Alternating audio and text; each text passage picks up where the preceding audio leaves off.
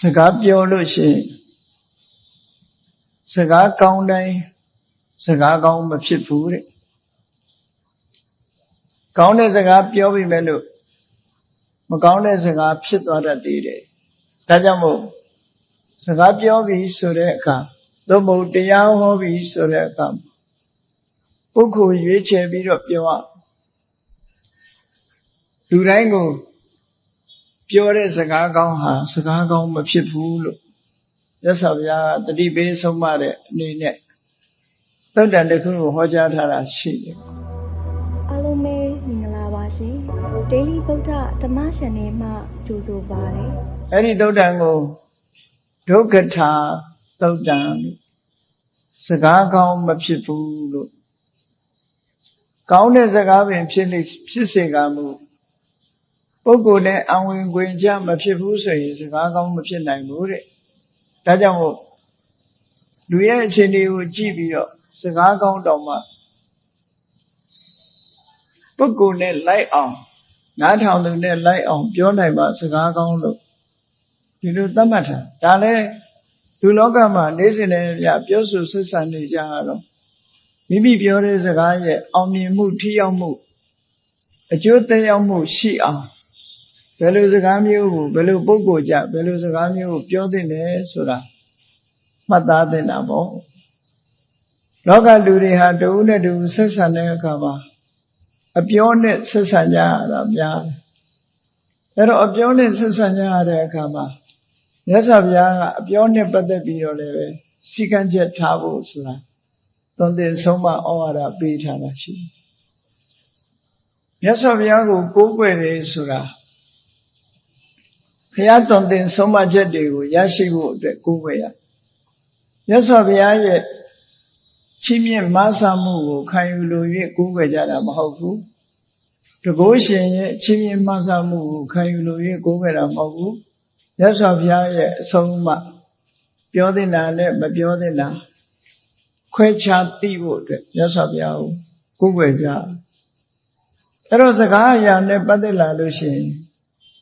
အင်တာမအရေးကြီးတယ်စကားပြောပြီးဆိုလို့ရှိရင်မာနကိုပြောဖို့လိုတယ်ဟုတ်တာကိုပြောဖို့လိုတယ်ပြောတဲ့အခါမှာလည်းပဲအချိန်ကိုက်ပြောဖို့လိုတယ်တင့်တော်တဲ့အချိန်မှပြောဖို့လိုတယ်မတင့်တော်တဲ့အချိန်မှမပြောသင့်ဘူးပြောရဆိုတဲ့အချိန်မှာလည်းယဉ်ကျေးသိမ်မွေ့စွာပြောဖို့လိုတယ်ဒေါသနဲ့မပြောသင့်ဘူးရိုင်းဆိုင်စွာမပြောသင့်ဘူးဆိုတဲ့မြတ်စွာဘုရားရဲ့ဆုံးမတဲ့အချက်တွေလူချင်းဆက်ဆံတဲ့အခါမှာအမြဲတမ်းအရေးပါတယ်လို့မိသားစုအတွင်းမှာတောင်မှမိဘနဲ့သားသမီးညီကိုမောင်နှမအချင်းချင်းမိတ်ဆွေသင်္ကာအချင်းချင်းအပြောမတတ်အဆိုမတတ်ဘူးဆိုလို့ရှိရင်လူမုန်းခံရတတ်တယ်ပေါ့ဒါကြောင့်မို့ပြောတတ်ဆိုတတ်ဖို့လိမ္မာရေးချရှိဖို့တဦးနဲ့တဦးဆက်သွယ်တဲ့အခါမှာအပြောအဆိုနဲ့ဆက်သွယ်ရတာဖြစ်သောကြောင့်မြတ်စွာဘုရားရဲ့အဆုံးအမကိုသိရှိပြီးလို့ရှိရင်စကားအရာမှာလိမ္မာရေးချရှိသူဆိုတဲ့ပုဂ္ဂိုလ်မျိုးဖြစ်အောင်ကြိုးစားအားထုတ်ကြရတာဖြစ်တယ်မပြောတဲ့စကားလို့ဆိုတာကိုမြတ်စွာဘုရားကမမှန်မကန်တဲ့အကြောင်းအရာတွေမပြောသင့်ဘူးမှန်ကန်တဲ့အကြောင်းအရာကိုသာပြောသင့်တယ်ဒါကတစ်ချက်တဦးနဲ့တူကွဲသွားအောင်မတက်အောင်ဂုံးတိုက်တဲ့စကားမျိုးတွေကိုမပြောသင့်ဘူးအချင်းချင်းညီညွတ်သွားအောင်စီလုံးသွားအောင်ပဲပြောသင့်တယ်ဒါကတစ်ခုစံတန်ရိုင်းပြတဲ့စကားမျိုးကိုမသုံးသင့်ဘူးယဉ်ကျေးသိမ်မွေ့စွာတစ်ဖက်သားနဝင်ချိုတဲ့စကားမျိုးကိုသာလိမ္မာယဉ်ကျေးစွာပြောသင့်တယ်ဒါကတစ်ခုစကားပြောပြီဆိုရင်ကောင်းကျိုးချမ်းသာအကျိုးစီးပွားကိုဖြတ်လို့ဖြစ်စည်းဖြစ်တဲ့စကားမျိုးကိုမပြောသင့်ဘူးတဲ့အကျိုးပြုတဲ့စကားမျိုးကိုသာပြောသင့်တယ်ဟောဒါကတစ်ခုစကားအရာရှောင်တဲ့နာနဲ့ဆောင်တဲ့နာဆိုပြီးတော့ပြောဆောင်ရဒီလိုခွဲခြားပြီးတော့ဟောထားရှိ အဲ့ဒီခွဲခြားဟောထားချက်အတိုင်းလည်းပဲရှောင်တဲ့နာကိုရှောင်ပြီးတော့လှုပ်တဲ့နာကိုလှုပ်ဖို့အရေးကြီးတယ်လူဘဝလူလောကရောက်လာတဲ့အခါအသိဉာဏ်နဲ့နေထိုင်တဲ့လူသားဖြစ်ဖို့အရေးကြီးအမှတ်တမဲ့နေထိုင်ခြင်းအဖြစ်အသိဉာဏ်ကင်းမဲ့စွာပြောဆိုခြင်းအဖြစ်မိမိပြောတဲ့စကားဟာထိရောက်မှုမရှိဘူးအကျိုးသက်ရောက်မှုကောင်းတဲ့အကျိုးသက်ရောက်မှုမရှိဘူးဆိုတာမျိုးဖြစ်နိုင်တယ်ဒါကြောင့်မို့ဒီကနေ့ဟောမယ့်မြတ်စွာဘုရားရဲ့လူနဲ့စကားတတိထားဆိုတာဒီသုတ်တံမှာပါတဲ့ဆုံးမသွန်သင်ချက်လေးတွေဟာအင်မတန်မှမှတ်သားစရာကောင်းတယ်နောက်တစ်ခုကျတော့စကားကောင်းပဲဖြစ်စေကမူလိုက်နာကျင့်သုံးတဲ့စကားလုံးနဲ့လိုက်နာကျင့်သုံးမှုမပြုတဲ့စကားဆိုပြီးတော့နှစ်ခုရှိသေးတယ်ဆရာမိဘတွေကမိမိတို့ရဲ့တပည့်သားသမီးတွေကိုဆုံးမဩဝါဒပေးကြတယ်လမ်းညွှန်မှုပြုကြအဲဒီလိုလမ်းညွှန်မှုပြုတဲ့အခါမှာလိုက်နာသူရှိသလိုမလိုက်နာသူလည်းရှိတယ်လိုက်နာလို့ရှိရင်ကောင်းကျိုးချမ်းသာတွေရပြီးတော့မလိုက်နာဘူးဆိုရင်အကျိုးဖြစ်ထွန်းမှုရှိမှာမဟုတ်ဘူးမြတ်စွာဘုရားရဲ့အဆုံးအမလည်းထို့တူပဲမြတ်စွာဘုရားကတော့သရဝါတွေရဲ့အကျိုးကိုလူလားလို့အကျိုးရှိရာအကျိုးရှိကြောင်းဆုံးမဩဝါဒကိုဟောကြားဆုံးမတော်မူခဲ့တာဖြစ်တယ်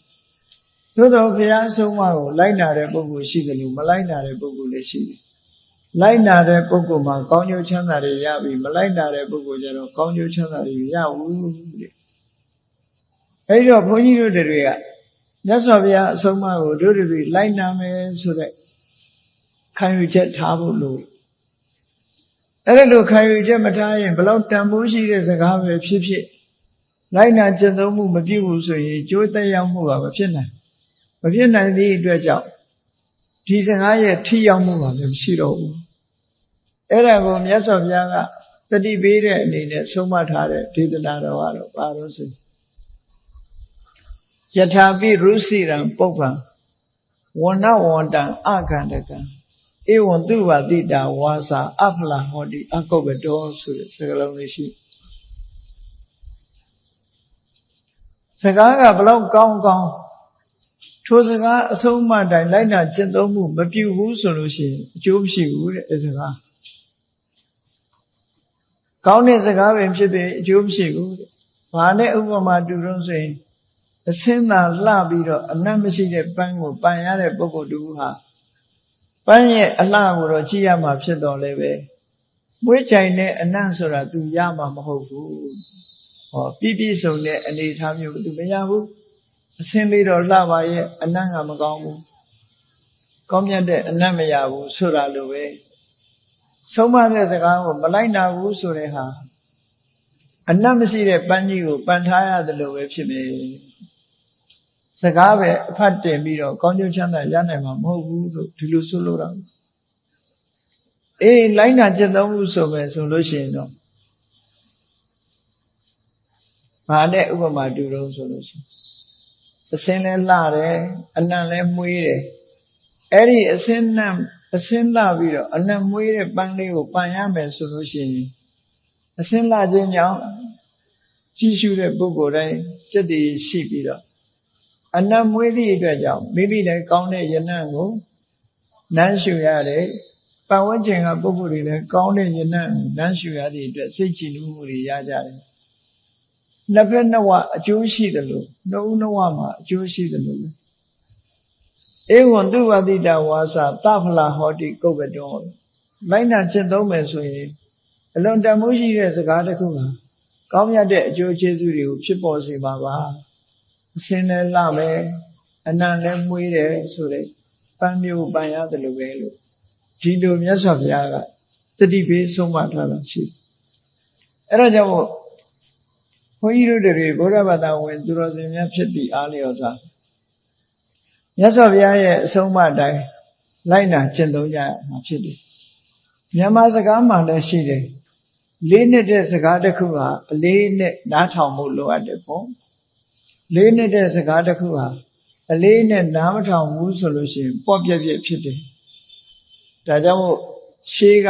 မြန်မာစကားပုံထဲမှာပြောတာ ထောင်တန်တဲ့စကားရဲလင်ပေါ့ပြက်ဆိုတာမျိုးစကားတစ်ခုကထောင်တန်ပြီးတော့တန်ဖိုးရှိတဲ့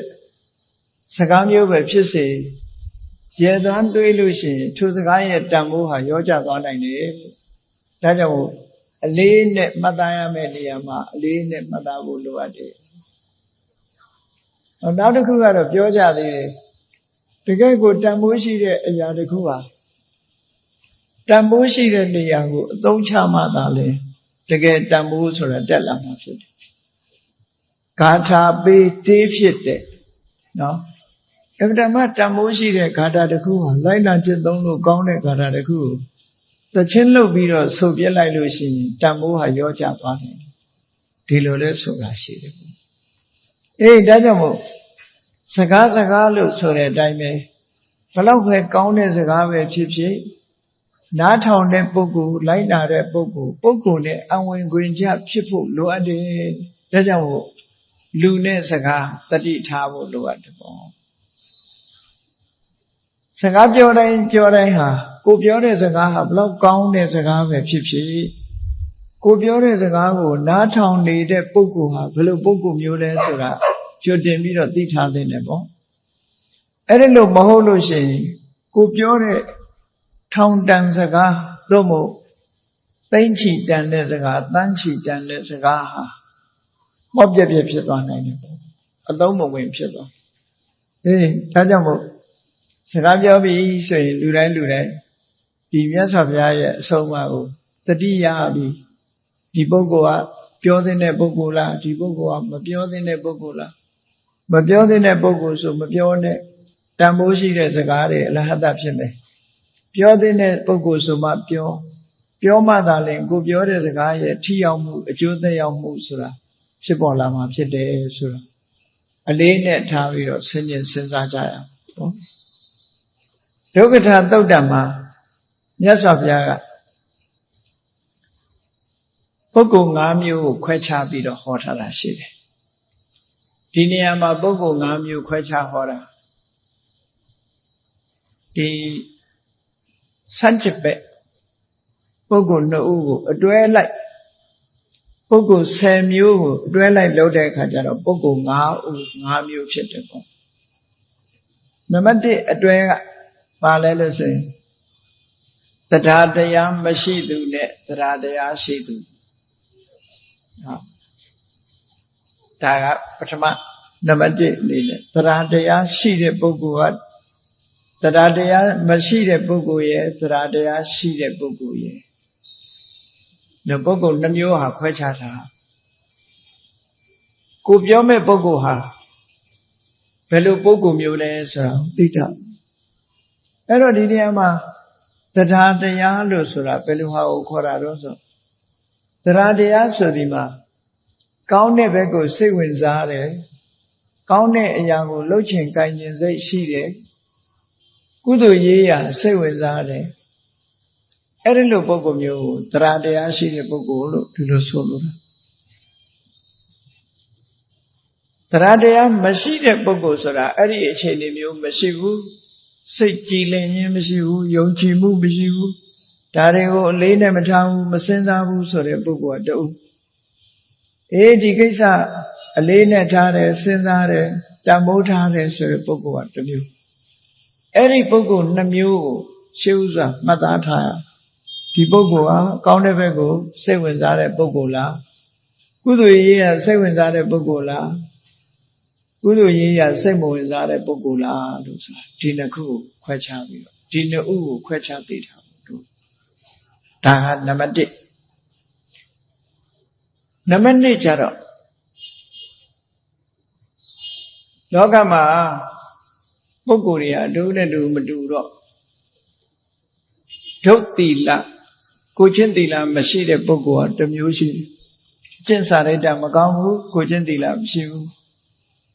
အဲ့ဒီလိုပုဂ္ဂိုလ်မျိုးကတူနောက်သူနဲ့ဆန့်ကျင်မဲ့နောက်တူကကိုချင်းသီလနဲ့ပြည့်စုံတယ်သီလဝန္တပုဂ္ဂိုလ်အဲ့တော့အဲ့ဒီပုဂ္ဂိုလ်2ဦးလည်းဓာတ်နုထားပြီးစကားပြောလို့မရဘူးကိုချင်းတရားကောင်းတဲ့ပုဂ္ဂိုလ်ကတူကိုချင်းတရားမကောင်းတဲ့ပုဂ္ဂိုလ်ကတူ အဲ့ဒီပုဂ္ဂိုလ်နှစ်ဦးကိုစကားတစ်ခုတည်းနဲ့ဓာတ်လူထားပြီးတော့ပြောလို့မရဘူးတဲ့ဒါကြောင့်မို့လို့ဒီပုဂ္ဂိုလ်နှစ်ဦးကိုလည်းအလေးနဲ့ထားပြီးတော့စဉ်းစားရမယ်ဒီပုဂ္ဂိုလ်ဟာကိုကျင့်သီလရှိတဲ့ပုဂ္ဂိုလ်လားသို့မဟုတ်ကိုကျင့်သီလမရှိတဲ့ပုဂ္ဂိုလ်လား morality ဆိုတဲ့ကိုကျင့်တရားကောင်းတဲ့ပုဂ္ဂိုလ်ကိုကျင့်တရားမကောင်းတဲ့ immoral ဆိုတဲ့ပုဂ္ဂိုလ်မျိုးအဲ့ဒီပုဂ္ဂိုလ်မျိုးခွဲခြားမှတ်သားပြီးတော့မိမိပြောတဲ့စကားတစ်ခုဟာဝေဖန်ဆန်းစစ်ပြီးတော့မှပြောတဲ့ပုဂ္ဂိုလ်မှပြောရမယ်လို့ဒီလိုဆိုတယ်နောက်နံပါတ်3ခွဲခြားချက်ကြတော့ဘာတော့အပ္ပတုတ္တနဲ့ဘောဓုတ္တလူဆိုတာတချို့ပုဂ္ဂိုလ်တွေကဓမ္မရေးရနဲ့ပတ်သက်ပြီးတော့လုံးဝလေ့လာလိုက်စားမှုမရှိဘူးအသိဉာဏ်ကင်းတယ်တရားဓမ္မနဲ့ပတ်သက်ပြီးတော့လေ့လာတာမရှိဘူးမှတ်သားထားတာမရှိဘူးနာယူထားတာမရှိဘူးဒီပြင်ဘက်မှာဘောဓုတ္တရှိခြင်းရှိမယ်တရားဓမ္မနဲ့ပတ်သက်လာလို့ရှိရင်လုံးဝဘောဓုတ္တမရှိတဲ့ပုဂ္ဂိုလ်မျိုးလည်းရှိတယ်နောက်တစ်ဖက်ကကြည့်လိုက်လို့ရှိရင်ဘောဓုတ္တတရားဓမ္မနဲ့ပတ်သက်လာလို့ရှိရင်ဇာဝနာဝမှတ်မှတ်ရရ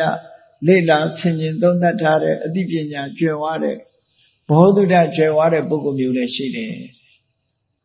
အဲ့တော့သုဒ္ဓမရှိတဲ့ပုဂ္ဂိုလ်နဲ့သုဒ္ဓရှိတဲ့ပုဂ္ဂိုလ်ဒီနှစ်ဦးဟာဒီနှစ်ဦးကိုစကားတစ်မျိုးတည်းပြောလို့ရှိရင်ပုဂ္ဂိုလ်တူအတွက်စကားကောင်းဖြစ်ပေမဲ့လို့နောက်တူအတွက်စကားကောင်းဖြစ်ချင်မှဖြစ်မယ်ဒါကြောင့်မို့လို့ဒီပုဂ္ဂိုလ်နှစ်ဦးကိုလည်း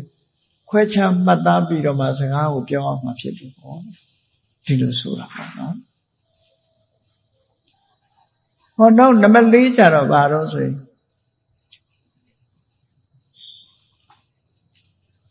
လူဆိုတာအဘေကံရရောသူရှိတယ်လို့နှမျောတွန့်တုံသူလည်းရှိတာကိုရှိတာဘယ်သူကမှမတရားဘူးဆိုတဲ့လူမျိုးတွေလည်းရှိအဲ့ဒီလူမျိုးတွေကိုမစ္စရီလို့ခေါ်တယ်ကိုတယောက်တည်းကောင်းစားဖို့တခုတည်းပဲကြည့်မယ်နောက်ဆုံးမှာကိုမိသားစုတဲ့တောင်မှပဲမိသားစုတောင်မတရားတဲ့ပုဂ္ဂိုလ်မျိုးရှိသေးတယ်အဲ့ဒီလိုမစ္စရီဆိုတဲ့နှမျောတွန့်တိုတဲ့ပုဂ္ဂိုလ်မျိုးကတူနောက်တစ်ခုကျတော့စာဂဝါဆွလွတ်တတ်တယ် generosity ရက်ရောတယ်အေးခြင်းကမ်းခြင်းနဲ့သူများအရေးကိုကြည့်တယ်နှမျောတွန့်တိုမှုမရှိဘူးဆိုတဲ့ပုဂ္ဂိုလ်မျိုးကတော့အဲ့တော့နှမျောသူနဲ့မနှမျောသူဒီပုဂ္ဂိုလ်နှစ်ဦးကိုလည်းပဲစကားတစ်မျိုးတည်းပြောယုံတဲ့ဒီစကားဟာစကားကောင်းမဖြစ်နိုင်ဘူးတဲ့ပုဂ္ဂိုလ်အလိုက်မှတ်သားထားဖို့လိုအပ်တယ်ကိုယ်စကားပြောတဲ့ပုဂ္ဂိုလ်တယောက်ဟာနှမျောတွန့်တိုတဲ့ပုဂ္ဂိုလ်လားသို့မဟုတ်စွန့်လွတ်အနစ်နာခံတတ်တဲ့ပုဂ္ဂိုလ်မျိုးလားဆိုတာကိုကြည့်ရမယ်အဲ့ဒါမှကြည့်ပြီးတော့မှစကားပြောရမယ်သူဆိုနောက်တစ်ခုပြောရမယ်ဆိုရင်နံပါတ်5ကပုဂ္ဂိုလ်တို့ကဒုပညာအသိပညာမရှိတဲ့ပုဂ္ဂိုလ်မျိုးကတစ်မျိုးရှိတယ်ဘယ်ကိစ္စမှမဆိုဆင်ញင်စဉ်းစားတတ်မှုမရှိဘူးအသိပညာမရှိဘူး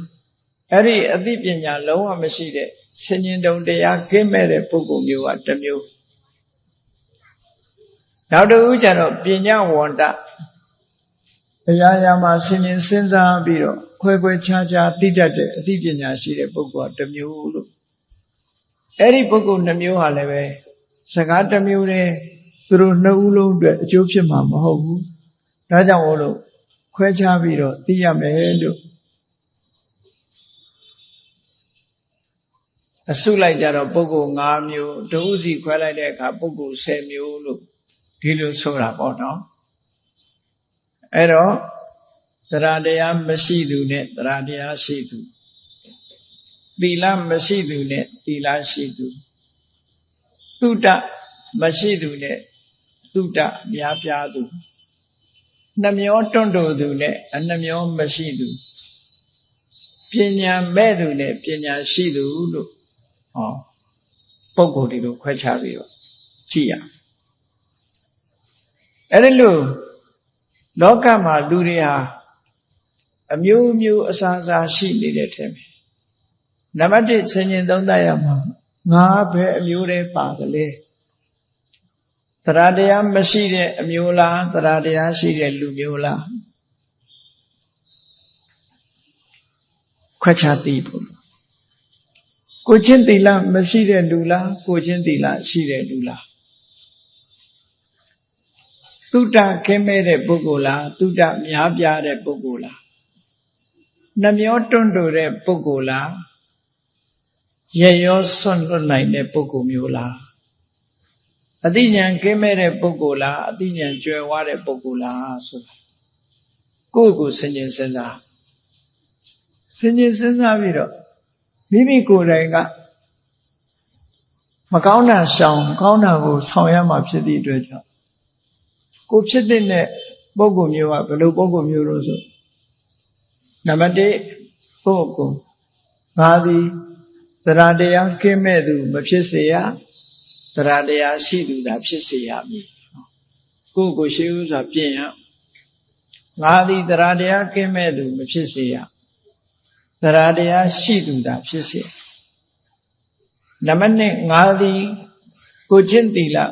မရှိသူမဖြစ်စေရကိုချင်းသီလနဲ့ပြည့်ဝသူသာဖြစ်စေရမည်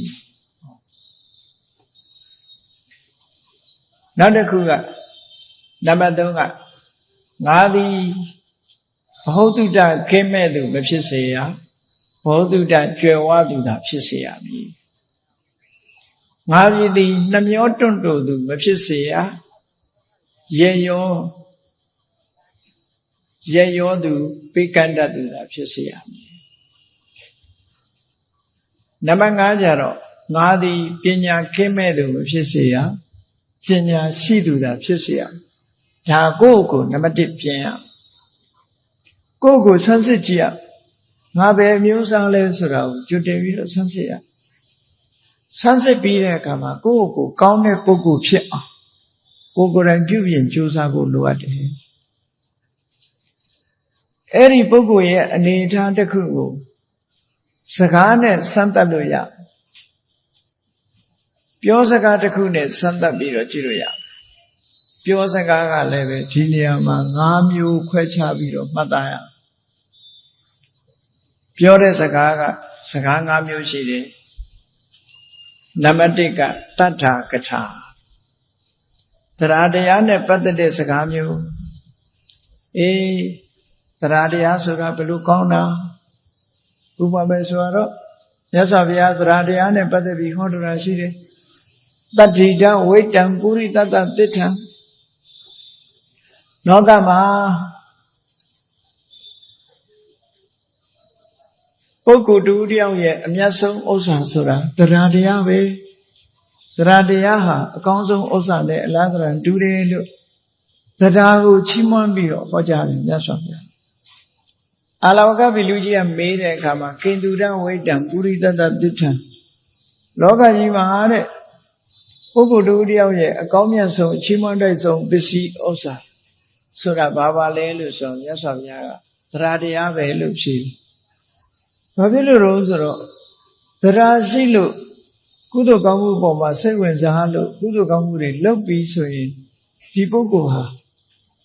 အတိုင်းအဆမရှိတဲ့ချမ်းသာကြွယ်ဝမှုကိုရရှိနိုင်တာကိုတန်တရားမှာမဆင်းရဲတဲ့ပုဂ္ဂိုလ်ချမ်းသာကြွယ်ဝတဲ့ပုဂ္ဂိုလ်ဟာတရားတရားကိုအခြေခံပြီးတော့ရတာ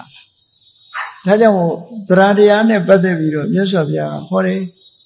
ဒီလိုဟောတာနောက်တစ်ခါတရားဆိုတာမျိုးစေ့နဲ့တူတယ်တဲ့ဘယ်လိုမျိုးစေ့နဲ့တူတော့ဆိုမျိုးစေ့ဒီအလုံးနှစ်ခုကိုလှုပ်တယ်မျိုးစေ့လေးတစ်စီးကိုမြေကြီးပေါ်မှာချဆိုင်ကြည့်လိုက်လို့ရှိရင်အဲ့ဒီမျိုးစေ့လေးကအောက်ကိုအမြင့်ဆင်းတာတစ်ခုအပေါ်ကိုအညောက်ကလေးတက်လာတာတစ်ခုဟောနှစ်ခုရှိအမြင့်ဆင်းတာကတစ်ခုအပေါ်အညွန့်တက်တာတစ်ခုနှစ်ခုရှိတယ်အဲ့ဒါလိုပဲတရားတရားရှိတဲ့ပုဂ္ဂိုလ်ဟာကိုချင်းသီလကောင်းခြင်းဆိုတဲ့အမြင့်တွယ်မှုရဲ့သမထဝိပဿနာဆိုတဲ့အဆင့်မြင့်တဲ့တရားကိုကျင့်ကြံကြိုးကိုအထုတ်ခြင်းဆိုတဲ့အညွန့်ရဲ့ ဟောဒီနှစ်ခုသရတရားကဖြစ်ပေါ်စေတယ်သရတရားဖြစ်ပေါ်စေဒါကြောင့်မို့သရဆိုတဲ့မျိုးစေ့တွေက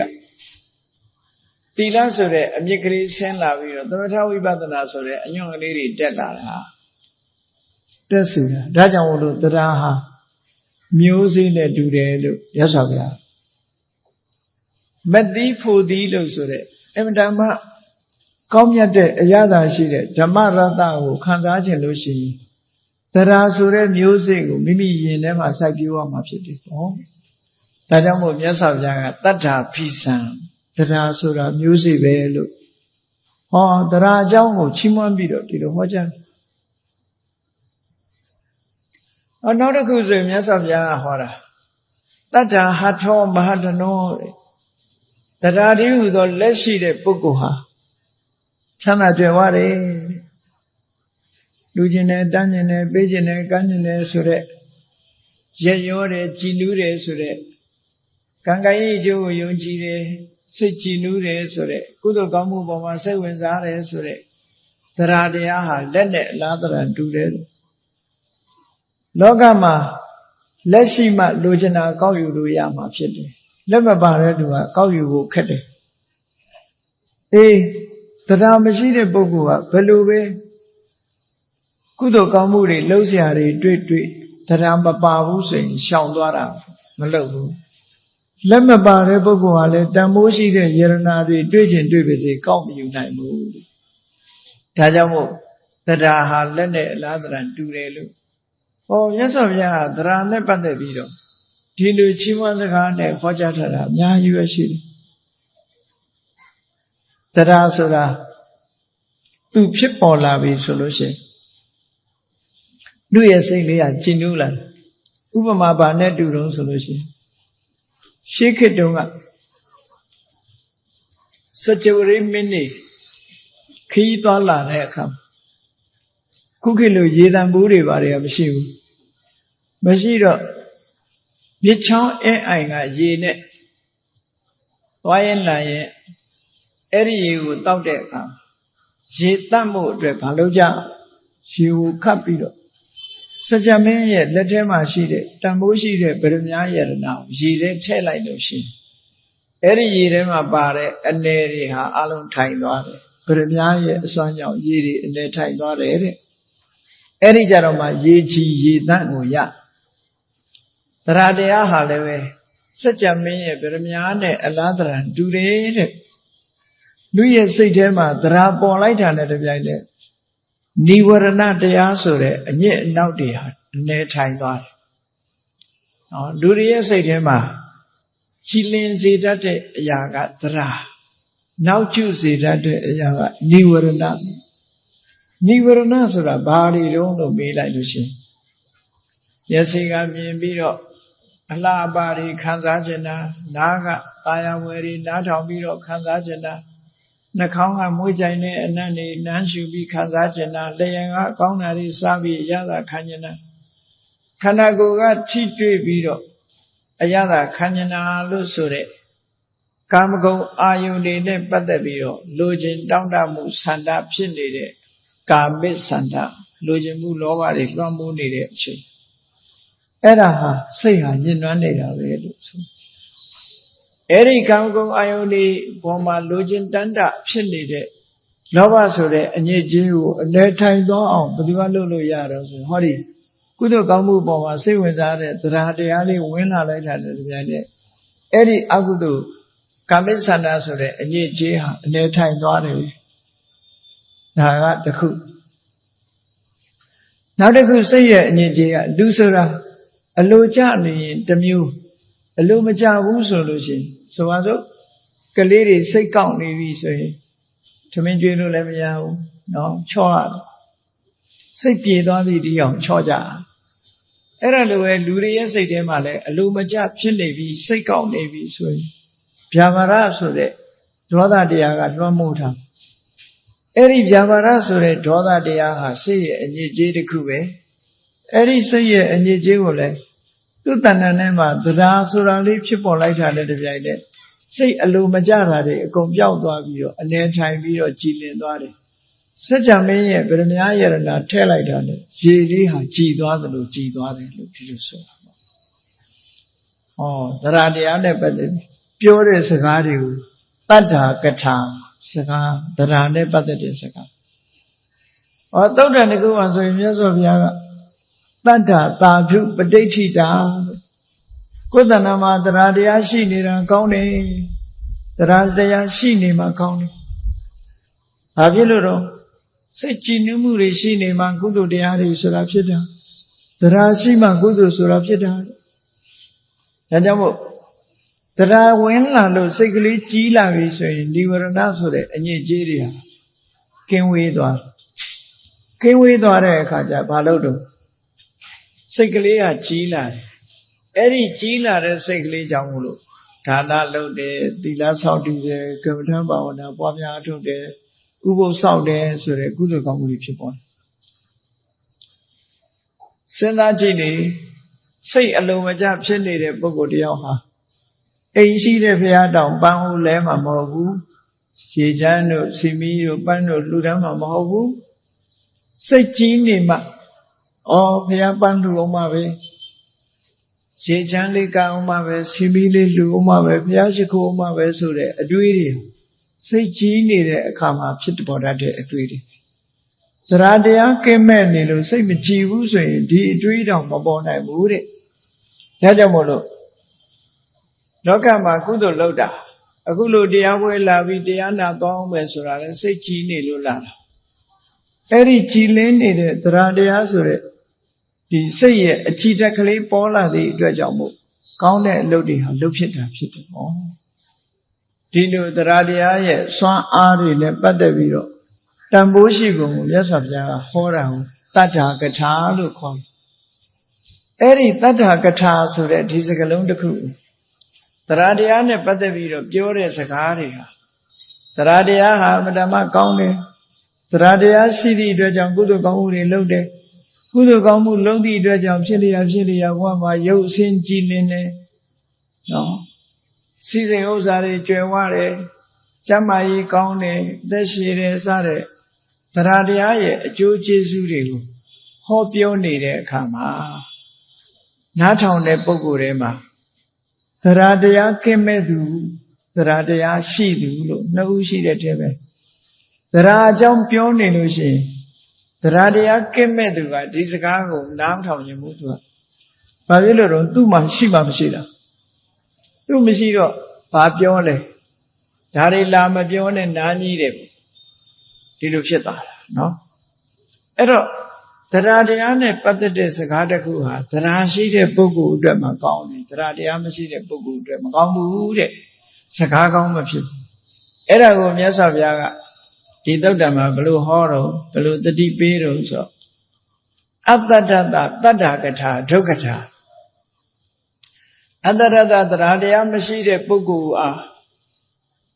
သရတရားပြောပြတဲ့သရတရားနဲ့ပတ်သက်တဲ့စကားဟာဒုက္ခထာစကားကောင်းမဖြစ်ဘူးစကားကတော့စကားကောင်းပဲဒါပေမဲ့သရတရားခင်းမဲ့တဲ့ပုဂ္ဂိုလ်ကိုသွားပြီးတော့အဲ့ဒီစကားသွားပြောလို့ရှိရင်သူနဲ့ဓာတ်မတည့်ဘူးသူမကြိုက်ဘူးပေါ့ဒီလိုဆိုလိုတာပေါ့နော်အဲ့ဒါကိုဘုရားကရှင်းပြတော့အတ္တတော်တတ္ထာကထာယကိစ္စမာနာယသရတရားကင်းမဲ့နေတဲ့ပုဂ္ဂိုလ်ဟာသရတရားနဲ့ပတ်သက်တဲ့တရားစကားသရတရားကိုချီးမွမ်းတာတွေပြောမယ်ဆိုရင်ဘာဖြစ်လဲစိတ်ထဲမှာမကြိုက်ဘူးမကြိုက်ရုံနဲ့မကဘူးကုပ္ပတိစိတ်ဆိုးတယ်ဟောစိတ်ဆိုးလာတယ်ဗျာပိစတိမကြည်မနှက်တွေဖြစ်လာတယ်ပဋိဋ္ဌိယတိတင်းမာလာတယ်သရတရားနဲ့ပတ်သက်တာတွေပြောရင် तू ကတင်းမာလာနားညိတယ်မပြောနဲ့ဒီလာပြီးကြည်လိုဖြစ်တယ်တင်းမာလာဒါတွေမကဘူးကောပင်္စဒေါသင်္စဘာတုကရောတိအပိစင်္စဘာတုကရောတိစိတ်ဆိုးတာမကြည်မနှက်ဖြစ်တာဒါတွေပါ तू ကထုတ်ဖော်လာတယ်နှုတ်ကလည်းထုတ်ပြောခြင်းပြောလာမယ်မျက်နှာကြီးကတင်းရင်တင်းလာမယ်ဒီလိုတွေမကျေနပ်တာတွေကိုဖော်ပြလာလိမ့်မယ်တဲ့ဘာဖြစ်လို့သရတရားမရှိတဲ့ပုဂ္ဂိုလ်ဟာသရတရားနဲ့ပတ်သက်တဲ့စကားကိုနားမထောင်နိုင်တာလဲလို့ဆိုလို့ရှိရင်တဲ့ အဲ့ဒီကောင်းမြတ်တဲ့အရေးချင်းတစ်ခုဖြစ်တဲ့သရာဆိုတဲ့စွမ်းအင်လေးအရေးချင်းလေးတစ်ခုသူ့တဏ္ဍာမှာသူမတွေ့ဘူးသူ့တဏ္ဍာမှာသူမရှိဘူးမရှိသည့်အတွက်ကြောင့်မရှိတာကိုပြောနေတဲ့အခါသူ့မရှိတဲ့ဂုဏ်ကြီးကိုချီးမွမ်းပြောနေတဲ့အခါမှာအဲ့ဒါကြောင့်သူပီတိသောမနတမဖြစ်နိုင်ဘူးတဲ့ပီတိပမောဇ္ဇနှစ်ချိုက်ခြင်းဝမ်းမြောက်ခြင်းဆိုတာမဖြစ်ဘူးဒါကြောင့်မို့သူ့စိတ်ထဲမှာမကြေမနက်မနှစ်မြို့တာမဖြစ်သည့်အတွက်ကြောင့်အတ္တတတ္တတ္တာကထာဒုက္ခထာသူမကြေမနက်ဖြစ်တယ်ဒါကြောင့်မို့တရားတရားမရှိတဲ့ပုဂ္ဂိုလ်ကိုနာသွားပြီးတော့တရားတရားနဲ့ပတ်သက်တဲ့စကားပြောလို့ရှိရင်သူ့မှာနှစ်ချိုက်ကျေနပ်မှုမရှိသည့်အတွက်ကြောင့်စကားကောင်းမဖြစ်ဘူးမကြားခြင်းလို့ထသွားခြင်းလည်းသွားမယ်တားမြစ်ခြင်းလည်းတားမြစ်မယ်အဲ့တော့ပြောတဲ့စကားဟာအဆုံးသတ်ခြင်းမှလည်းတတ်ရဒီလိုဆိုလိုတာပေါ့အဲ့တော့စကားကောင်းမဖြစ်တော့ဘူးလို့မြတ်စွာဘုရားကဒါကြောင့်တရားတရားနဲ့ပတ်သက်တဲ့တတ္ထာကထာမျိုးကိုပြောမယ်ဆိုလို့ရှိရင်ကိုပြောတဲ့စကားကိုနားထောင်နေတဲ့ပုဂ္ဂိုလ်ဟာတရားတရားရှိတဲ့ပုဂ္ဂိုလ်ဟုတ်မဟုတ်ဟုတ်မှပြောပါမဟုတ်တာတော့ပြောရင်တော့ကိုပြောတဲ့စကားဟာထောင်တန်တဲ့စကားပဲဖြစ်စေစကားကောင်းဖြစ်မှာမဟုတ်ဘူးလို့လူနဲ့စကားတတိထားဆိုတာအဲ့ဒါပြောတာနော်လူရဲ့အခြေအနေကိုကြည့်ပြီးစကားတစ်ခုပြောကြဟုတ်ပြီနောက်တစ်ခုပြောမယ်ဆိုလို့ရှိရင်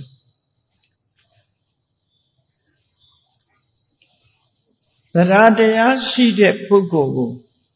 တရားနဲ့ပတ်သက်တဲ့စကားကိုပြောမယ်ဆိုလို့ရှိရင်တော့စကားကောင်းဖြစ်ပါတယ်ဒါကြောင့်မို့တတ္တတတ္တာကထာသူကထာတရားတရားရှိနေတဲ့ပုဂ္ဂိုလ်တရားတရားနဲ့ပတ်သက်တဲ့စကားဟာစကားကောင်းဖြစ်တယ်ဘာကြောင့်စကားကောင်းဖြစ်တာတော့ဆိုတရားတရားနဲ့ပတ်သက်တဲ့စကားကိုပြောလို့ရှိရင်တရားတရားရှိတဲ့ပုဂ္ဂိုလ်ကသူ့ကိုချီးမွမ်းနေတယ်လို့ခံစားရတယ်ဒါကြောင့်မို့လို့သူ့မှာရှိတဲ့တရားတရားတွေအကြောင်းပြောလာလို့ရှိရင်သူကနားဆိုင်ပြီးတော့ထောင်းတယ်ဒီဟာနဲ့ပတ်သက်ပြီးမကြေမနပ်မဖြစ်ဘူးနော်မကြေမနပ်မဖြစ်ရုံနဲ့မကဘူးအဲ့ဒီတရားဆိုတဲ့ကောင်းမြတ်တဲ့အရေးချင်းတွေသူ့တဏ္ဍာမှာသူရှိထားတာဖြစ်သောကြောင့်ဒီစကားကြားလိုက်ရရင်ပဲသူကပီတိတွေပမောဇ္ဇတွေဝမ်းမြောက်မှုတွေနှစ်ချိုက်မှုတွေသူ့တဏ္ဍာမှာဖြစ်လာဒါကြောင့်တရားတရားရှိသူအတွက်တရားနဲ့ပတ်သက်တဲ့စကားဟာစကားကောင်းဖြစ်ပါတယ်လို့မြတ်စွာဘုရားဒီလိုဟောတယ်ဒါကြောင့်မို့တတ္တကထာကိုပြောရမယ်ဆိုလို့ရှိရင်တရားတရားနဲ့ပတ်သက်ပြောမယ်ဆိုရင်တရားတရားရှိတဲ့ပုဂ္ဂိုလ်ထံမှာရွေးပြီးပြောပါတခြားနေရာမှာတရားတရားမရှိတဲ့ပုဂ္ဂိုလ်ကိုသွားမပြောပါနဲ့သွားပြောလို့ရှိရင်အဲ့ဒီစကားရဲ့အကျိုးသက်ရောက်မှုထိရောက်မှုဆိုတာရှိမှာမဟုတ်ဘူးလို့ဒီလိုခွဲခြားပြီးတော့နားလည်ဖို့မြတ်စွာဘုရားဒီလိုဟောတာနော်နောက်တစ်ခါဒီအတိုင်းပဲနောက်စကားတစ်ခုကပါတော့ဆိုရင်သီလကထာကိုချင်းသီလနဲ့ပတ်သက်ပြီးတော့ပြောတယ်သီလရှိတဲ့ပုဂ္ဂိုလ်ဟာသီလံသက်ခတသောပန္နလူပြည်နတ်ပြည်ဆိုတဲ့ကောင်းတဲ့ဘုံတွေကိုသွားဖို့အတွက်ကိုချင်းသီလဟာလေကားလိုပဲအင်တမတမိုးရှိတယ်ကိုချင်းသီလရှိလို့ရှိရင်ကိုချင်းသီလဆိုတဲ့လေကားပေါ်မှာဆောင်းနှန်းထိပ်ကားကြီးကနေတက်သွားလို့ရှိရင်နတ်ပြည်လက်ချမ်းသာဆိုတာအလွယ်ကလေးပဲရတယ်ဒါကြောင့်မို့ကိုချင်းသီလဟာလွန်တမိုးရှိတယ်သီလအကြောင်းတွေပြောလူရဲ့တမိုးဟာကိုချင်းသီလပဲကိုချင်းတရားကောင်းခြင်းဟာဘုရားစုစုချီးမွမ်းရတဲ့တရားတွေဖြစ်လို့အလွန်မဲ့တမိုးကြီးမားလာတယ်သီလံယောဂိတလင်္ကာရောသီလံယောဂိတမန္တနံသီလေဟိလင်္ကတောယောဂိမန္တနေအက္ကတံကတောလောကမှာလူတွေစိတ်ရွှေယရနာတွေဆင်ကြတယ်အဲ့ဒီစိတ်ရွှေယရနာတွေဟာနော်တခါတရံမှသာတင့်တော်ဆင်လို့လှတယ်လို့ယူဆတယ်အမြဲတမ်းစိတ်ရွှေယရနာဆင်လို့တင့်တယ်တာမဟုတ်ဘူးဘလောက်ပဲစိတ်ရွှေယရနာတွေထင်ဆင်ထားတာလူရဲ့အယုတ်ဆင်းဟာတင့်တယ်လာမှုမရှိဘူးတဲ့ ဘာစိန်ရွှေယရနာမှမစင်ဘူးကိုချင်းသီလရှိတဲ့ပုဂ္ဂိုလ်ကိုကြည့်လိုက်အမြဲတမ်းจิตသိရှိနေဒါကြောင့်မို့သီလံယောဂိတလင်္ကာရောကမ္မထာအလုပ်ကိုအားထုတ်နေတဲ့ပုဂ္ဂိုလ်ဟာကိုချင်းသီလပြည့်စုံတာနဲ့တပြိုင်တည်းအစဉ်တစားဆင်ထားသလိုပဲသီလံယောဂိတမန္တနံတကယ်ကိုလှပတဲ့စေရနာတစ်ခုပဲသီလေဟိလင်္ကတောယောဂီမန္တနေအက္ကတံကတောသီလတစားနဲ့ဆင်ထားတဲ့ပုဂ္ဂိုလ်ဟာချီးမွမ်းเสียအလွန်ကောင်းတယ်အစဉ်တစားတွေထဲမှာသီလနဲ့တူတဲ့အစဉ်တစားဆိုတာတူတဲ့အစဉ်တစားမျိုးအခြားမှာမရှိနိုင်ဘူးလို့အဲ့ဒါလို့မြတ်စွာဘုရားသီလနဲ့ပတ်သက်ပြီးတော့ချီးမွမ်းပြောကြားမှုတွေကိုသီလကထာလို့ခေါ်တယ်နော်သီလဟာဘလောက်တန်ဖိုးရှိတယ်ဘလောက်အရေးပါတယ်ဆိုတာကိုထို့သုတ်တန်တွေမှာမြတ်စွာဘုရားသီလံယာဝစရာတာဓုတဲ့ကိုချင်းသီလဆိုတာဟာအိုဒီထိအောင်ကောင်းတဲ့တရားတစ်ခုပဲနော်အိုဒီထိအောင်ကောင်းတဲ့တရားတစ်ခုဘယ်လိုကောင်းတော့လို့ဆိုစဉ်းစားကြည့်လေလောကလူတွေဟာအဝတ်စားဝတ်ကြတယ်မိမိတို့ဝတ်စားတဲ့ဒီဇိုင်းသို့မဟုတ်နော်အသွေးအရာအစင်တစားတစ်ခုဝတ်တယ်ဆိုတာကလေးဝတ်တဲ့အစင်ကတစ်မျိုးလူလက်ပိုင်းဝတ်တဲ့အစင်ကတစ်မျိုးလူကြီးတွေဝတ်တဲ့အစင်ကတစ်မျိုးလူကြီးဝတ်တဲ့အစင်ကိုကလေးလေးဝတ်ရင်ဒီကောင်လေးကယူးချောင်ရောင်နဲ့တူပါတယ်အဖိုးကြီးစင်ကြီးအဖွားကြီးစင်ကြီးဝတ်ထားတယ်ဆိုပြောခံမှာပဲနော်တခါအသက်အရွယ်ကြီးတဲ့ပုဂ္ဂိုလ်ဟာကလေးတွေဝတ်တဲ့အဝတ်မျိုးကိုဝတ်ထားပြန်လို့ရှိရင်ဒီအဖိုးကြီးကလည်းတေကန်ဒီမှတငယ်ပြန်နေတာလို့ပြောခံရမှာပဲပြောခံရမယ်ဆိုလိုတာကအဝတ်အစားဆိုတာသူ့အရွယ်နဲ့သူဆင်မရင်တယ်နော်အရွယ်မရွေးရင်တာမဟုတ်ဘူးကိုချင်းသီလကြတော့အဲ့ဒါလို့မဟုတ်ဘူးတဲ့ကလေးလေးကစောင့်လဲတော်လိုက်တာကလေးပေါက်စားလေးသီလတွေလုံးကျုံပါပြီတဲ့ချီးမွမ်းခံရလူလက်ပိုင်းကစောင့်ရှောက်ရင်လဲတော်လိုက်တာပျော်ပါတဲ့အရွယ်မှာအပျော်ပါးတွေလျှော့ပြီးသီလဆောင်ပေါ်ရပါပြီတဲ့အသက်အရွယ်ကြီးတဲ့အခါလဲဂုဏ်ဒီရှိလာပါပြီတဲ့အသက်အရွယ်နဲ့လိုက်အောင်ကိုချင်းသီလတွေကောင်းပါပြီတဲ့ဆိုပြီးသီလဆိုတဲ့အစဉ်တစားကြတော့လူတိုင်းကလက်ခံပြီးအရွယ်မရွေးချီးမွမ်းပွဲရတာဖြစ်တယ်ဒါကြောင့်မို့မြတ်စွာဘုရားကိုချင်းသီလဆိုတာအိုဒီထိအောင်ကောင်းတယ်လို့ဒီလိုခေါ်တာအဲ့ဒီကိုချင်းသီလနဲ့ပြည့်စုံတာဟာလူရဲ့တန်ဖိုးပဲအသက်တရားရှည်ပြီမဲ့လို့ကိုချင်းသီလမရှိဘူးဆိုရင်တန်ဖိုးမရှိဘူးတနေ့တရက်တည်းအသက်ရှင်ပြီမဲ့လို့ကိုချင်းသီလနဲ့အသက်ရှင်မယ်ဆိုရင်ချီးမွမ်းတိုက်ပါပြီတယ်လို့အဲ့ဒီလိုကိုချင်းသီလကိုမြင့်တင်ပြီးတော့မြတ်စွာဘုရားဟောထားသာသနေကုလပုဒ္ဒနာပဋိဋ္ဌာနတ္ထိယံဝိနံလောကမှာသာသနာမှာကိုချင်းသီလဖယ်လိုက်လို့ရှိရင်ယတ္တိယဆိုတာမရှိနိုင်ဘူးဒါကြောင့်မို့ကိုချင်းသီလပေါ်မှာတီမအလုံးဂုဏ်တည်တွေအကုန်တည်တယ်ဒီလိုဆိုရင်လောကမှာရနိုင်တဲ့ကုသိုလ်ကောင်းမှုတွေမှန်သမျှကိုချင်းသီလရှိမှရတယ်တန်ဖိုးရှိတဲ့ရှင်သေးစီဟာတိမ်ကြီးရွှေခွက်မှသာရှိတယ်ဆိုတာလိုပဲတည်နိုင်တယ်ဆိုတာလိုပဲကုသိုလ်ကောင်းမှုတွေအဖို့တန်တဲ့ကုသိုလ်ကောင်းမှုတွေမှန်သမျှကိုချင်းသီလရှိမှကိုချင်းသီလမရှိဘူးဆိုလို့ရှိရင်နော်ဘာနဲ့တူတုံးဆိုရင်ရေမလုံတဲ့အိုးထဲမှာရေထည့်တယ်လို့ပဲယူကြသွားမှာပဲဒါမို့ကိုချင်းသီလဟာလွန်တန်မှုရှိတယ်လို့ကိုချင်းသီလနဲ့ပတ်သက်ပြီးတော့ဒီလိုဟောတာမြတ်စွာဘုရားကိုချင်းသီလကိုတန်ဖိုးထုတ်ပြီးဟောတယ်အဲ့ဒါလို့သီလနဲ့ပတ်သက်တဲ့သီလကထာစကားမျိုးတွေကဘယ်လိုပုဂ္ဂိုလ်တွေကမှနှစ်ချိုက်ပြီးဘယ်လိုပုဂ္ဂိုလ်ကမနှစ်ချိုက်တုံးဆိုသီလမရှိတဲ့ပုဂ္ဂိုလ်နာသွားပြီးတော့သီလအကြောင်းတွေပြောမယ်ဆိုမယ်ဆိုလို့ရှိရင်နော်ဒုသီလတသီလကထာဒုက္ကထာသီလမရှိတဲ့ပုဂ္ဂိုလ်ကိုသီလနဲ့ပတ်သက်တဲ့စကားသွားပြောလို့ရှိရင်ဒုက္ကထာစကားကောင်းမဖြစ်ဘူးအဲ့တော့ဘယ်လိုပုဂ္ဂိုလ်မှစကားကောင်းဖြစ်တုံးဆိုရင်သီလဝန္တတသီလကထာဒုက္ကထာသီလရှိတဲ့ပုဂ္ဂိုလ်ရှေ့မှာသီလနဲ့ပတ်သက်တဲ့စကားပြောမှစကားကောင်းဖြစ်တယ်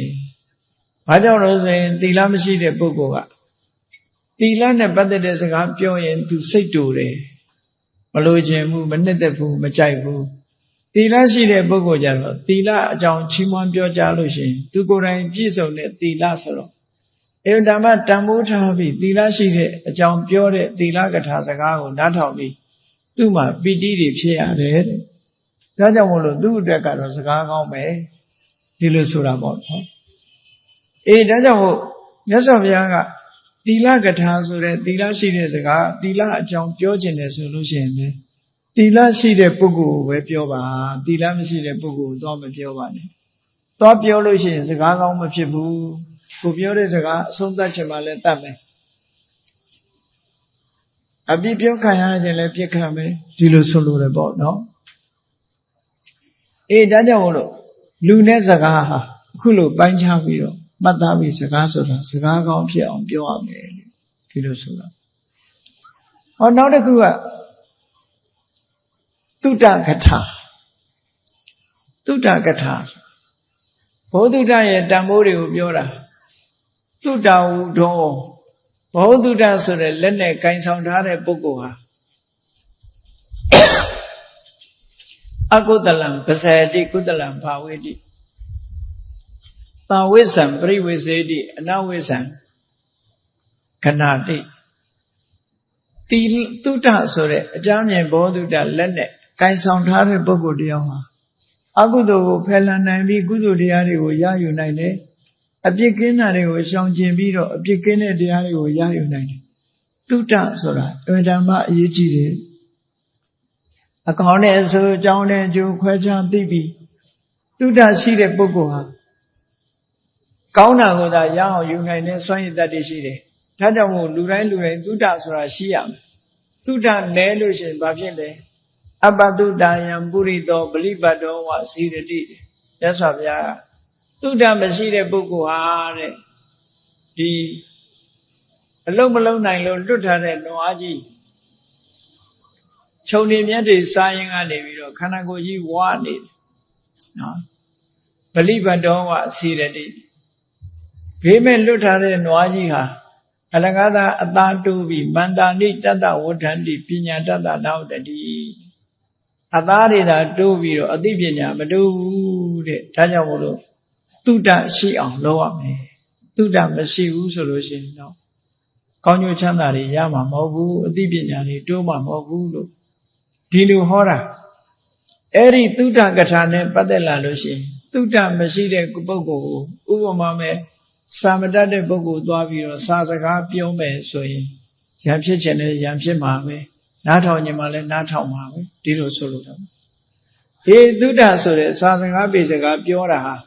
စာတတ်တဲ့ပုဂ္ဂိုလ်ပြောပါမှသူကဒါဟာလက်ခံပြီးတော့သူကျင့်တတ်တဲ့စကားဖြစ်လို့စကားကောင်းဖြစ်တယ်ဒါကြောင့်မို့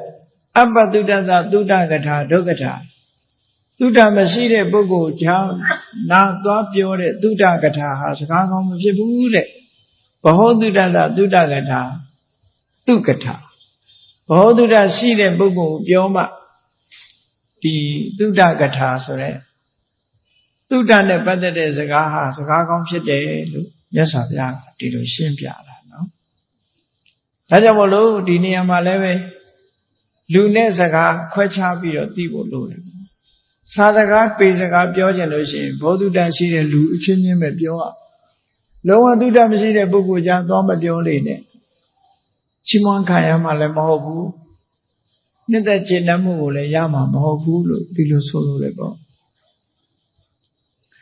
နောက်စကားတစ်ခုကတော့စာကကထာလို့ခေါ်တယ်လူရေးတန်းရေးနဲ့ပတ်သက်တဲ့စကားလူရေးတန်းရေးနဲ့အိမ်မှာနေတယ်ဆိုလို့ရှိရင်နှမျောဝန်တုံမှုဆိုတဲ့မစ္စရိယတရားကိုဖယ်ရှားပြီးတော့ပေးဖို့ကံဖို့အစဉ်သင်းဖြစ်နေတဲ့ဗုဒ္ဓစာကီလွတ်လွတ်ကျွတ်ကျွတ်စွန့်ကြဲတိုင်းယာစယောကိုတောင်းတဲ့ပုဂ္ဂိုလ်တွေအတွက်နော်တောင်းလို့လွယ်ကူတယ်ပယတပါဏိလက်ဟာပေးဖို့ကံဖို့အတွက်အစဉ်သင်းဆေးကြောထားသလိုဖြူစင်တဲ့လက်ရှိသူဖြစ်တယ်လို့စာကားနဲ့ပတ်သက်ပြီးတော့နော်စွန့်ကြဲပေးကံလူဒဏ်တတ်တဲ့ပုဂ္ဂိုလ်ရဲ့လက်ဟာအရာခတ်သိမ်းကိုရယူနိုင်တဲ့စွမ်းရည်တတ္တိရှိတဲ့လက်ဖြစ်တယ်နော် အဲ့ဒါကြောင့်မို့လို့စွန့်ကြဲပိတ်ကလူတန်းခြင်းဆိုတာဟာအလွန်တန်ဖိုးရှိတဲ့ကုသိုလ်တစ်မျိုးပဲလို့မြတ်စွာဘုရားကစာကားနဲ့ပတ်သက်ပြီးတော့ဒီလိုချီးမွမ်းစကားပြောတယ်အေးဒီကနေ့ခေတ်ချမ်းသာကြွယ်ဝနေကြတဲ့ပုဂ္ဂိုလ်တွေဟာတစ်ချိန်တုန်းကစာကားလို့ဆိုတဲ့စွန့်ကြဲမှုတွေကိုပြုလုပ်ခဲ့တဲ့ပုဂ္ဂိုလ်တွေနတ်ပြည်ရောက်ပြီးနတ်ချမ်းသာခံစားနေရတဲ့ပုဂ္ဂိုလ်တွေဟာလည်းစာကားစွန့်ကြဲမှုပြုခဲ့တဲ့ပုဂ္ဂိုလ်တွေကြီးပဲအလွယ်တကူကြွယ်ဝချမ်းသာနေတဲ့ပုဂ္ဂိုလ်တွေလောကမှာရှိတယ်လေဒါကကိုကြိုးစားလို့ကိုချမ်းသာတာပါလို့တချို့ကပြောကောင်းပြောလိမ့်မယ်သို့တော့စဉ်းစားကြည့်လေကိုကြိုးစားလို့ကိုရတယ်ဆိုတာမရှိဘူးမဟုတ်ဘူးရှိတယ်သို့တော့လူတွေကြည့်လူဘဝဝင်လာတဲ့အချိန်မှာတယောက်နဲ့တယောက်မတူဘူးတယောက်ကဆင်းရဲတဲ့မိသားစုတွေကြောင့်သွားမွေးတယ်တယောက်ကချမ်းသာတဲ့မိသားစုတွေမှာသွားမွေးတယ်ဘာဖြစ်လို့ဒီလိုဖြစ်ရလဲဆင်းရဲတဲ့မိသားစုတွေသွားမွေးတဲ့ပုဂ္ဂိုလ်ကတစ်ချိန်တုန်းကစာကဆိုတာမလုပ်ခဲ့တာပေါ့ချမ်းသာတဲ့မိသားစုတွေသွားပြီးတော့လူဖြစ်တဲ့ပုဂ္ဂိုလ်ကတစ်ချိန်တုန်းကလူမှုတန်းမှုဆိုတဲ့စာကတရားကြိုးစားအထောက်ခဲ့တဲ့ပုဂ္ဂိုလ်ဖြစ်တာအဲ့ဒါကြတော့ကိုလုံးလို့ရတာမဟုတ်ဘူး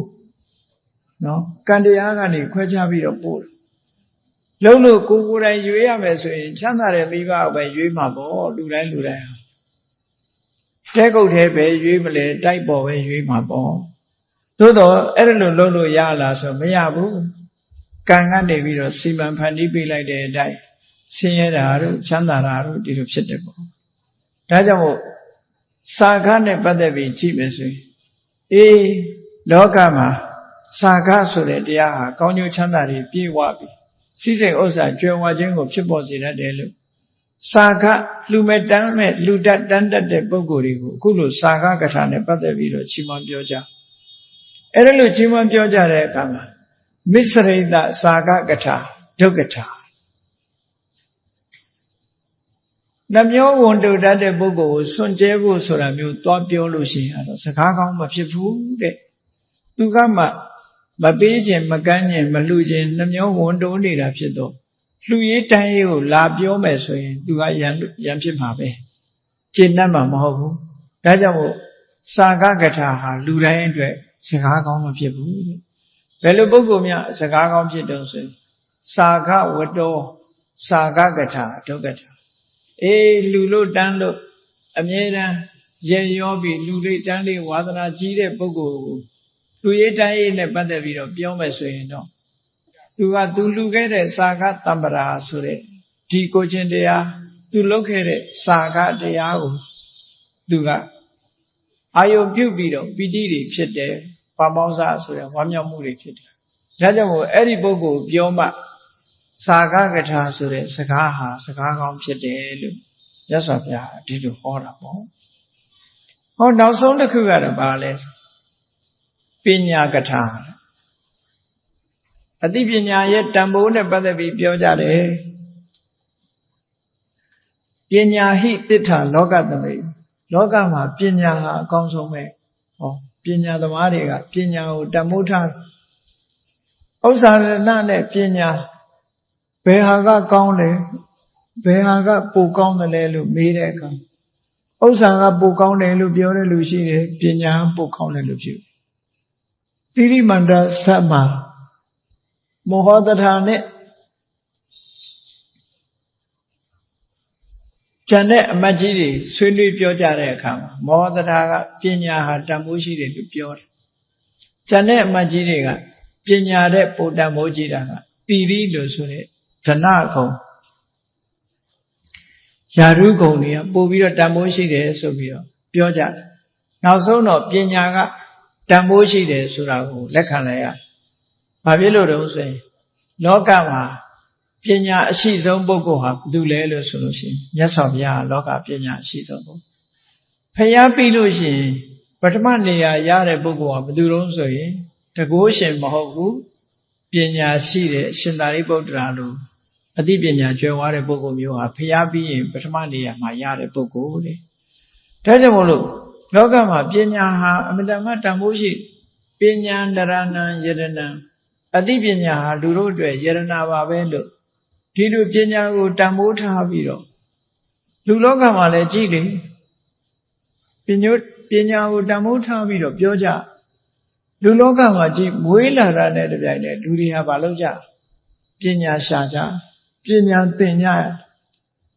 မိသားစုတိုင်းမိမိတို့သားသမီးတွေကိုကြောင်းပို့ကြဘာလုပ်ဖို့လဲပညာရှာဖို့အဲ့ဒီပညာလောကီပညာတောင်မှအင်းများကြိုးစားရတယ်ဆိုရင်ဒီတဲ့တန်ဖိုးရှိတဲ့လောကုတ္တရာပညာဆိုရင်မပြောနဲ့တော့ပညာရှိမှသူကအရာရာကိုခွဲခြားသိနိုင်တယ်ဆင်ញင်သုံးသပ်နိုင်တယ်ပညာမရှိတဲ့ပုဂ္ဂိုလ်တွေဟာဆင်ញင်သုံးသပ်နိုင်ခြင်းမရှိဘူးဒါကြောင့်မို့လို့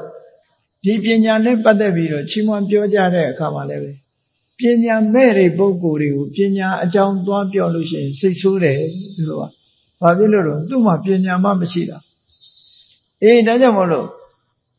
ဒုပညာတပညာကထာဒုက္ကထာပညာမရှိတဲ့ပုဂ္ဂိုလ်ကိုပြောတဲ့ပညာနဲ့ပတ်သက်တဲ့စကားဟာစကားကောင်းမဖြစ်ဘူးတဲ့ပညာဝတ္တောပညာကထာသူကထာပညာရှိတဲ့ပုဂ္ဂိုလ်ကိုပြောတဲ့ပညာနဲ့ပတ်သက်တဲ့စကားကမှစကားကောင်းဖြစ်တယ်ဟော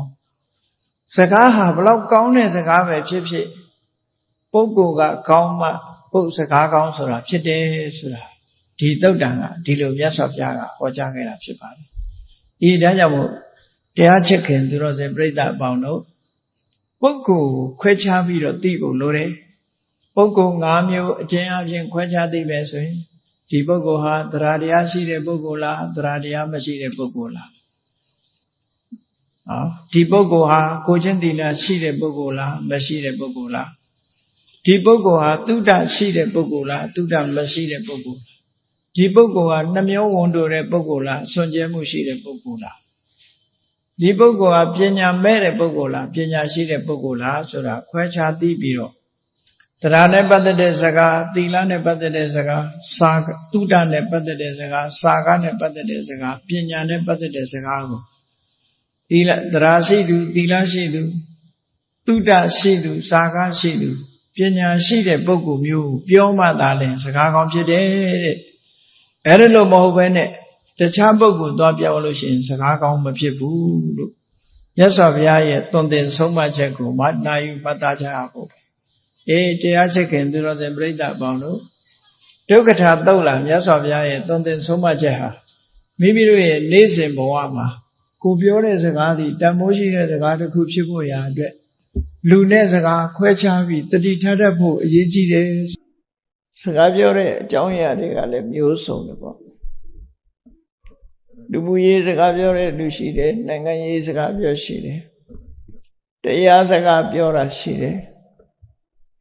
အပြောအချက်အပြောအပြက်ဆိုတာလို့ရောက်တဲ့ရာရာတွေပြောတာမျိုးလည်းရှိတယ်လောကလူတွေဟာစကားမျိုးစုံပြောကြတယ်မုခန္ဓမဘုံစနထာယကထနထာယသကတံဆိုတဲ့ပါဠိစကားလုံးတွေကိုငယ်စဉ်ကတွေ့တဲ့အခါမှာ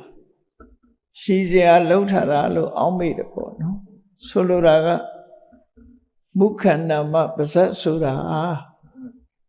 ဘုံစနထာယထမင်းစားဖို့အတွက်၎င်းကထနထာယစကားပြောဖို့ရအတွက်၎င်း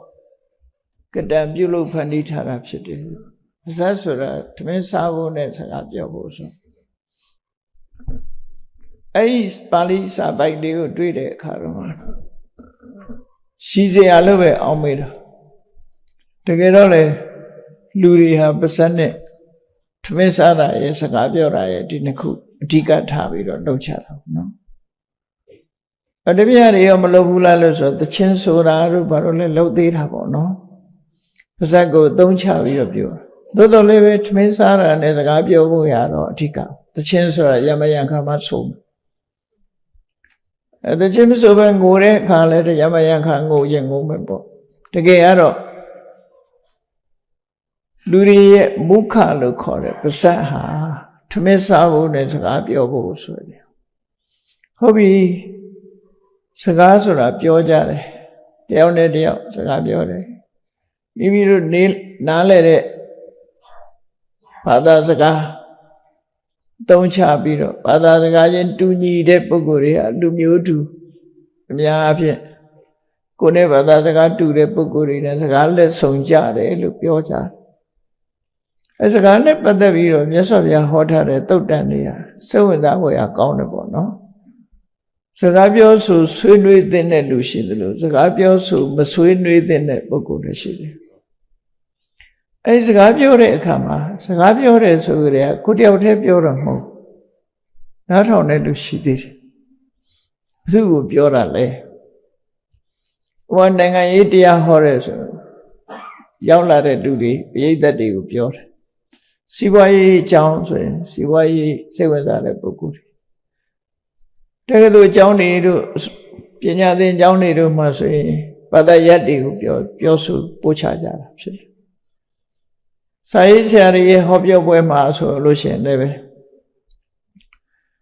လောကကြီးပွားရေးတန်တရားကြီးပွားရေးဆိုတာတွေကိုပြောဆိုကြတယ်ပေါ့နော်အဲ့လိုပြောဆိုတဲ့အခါမှာ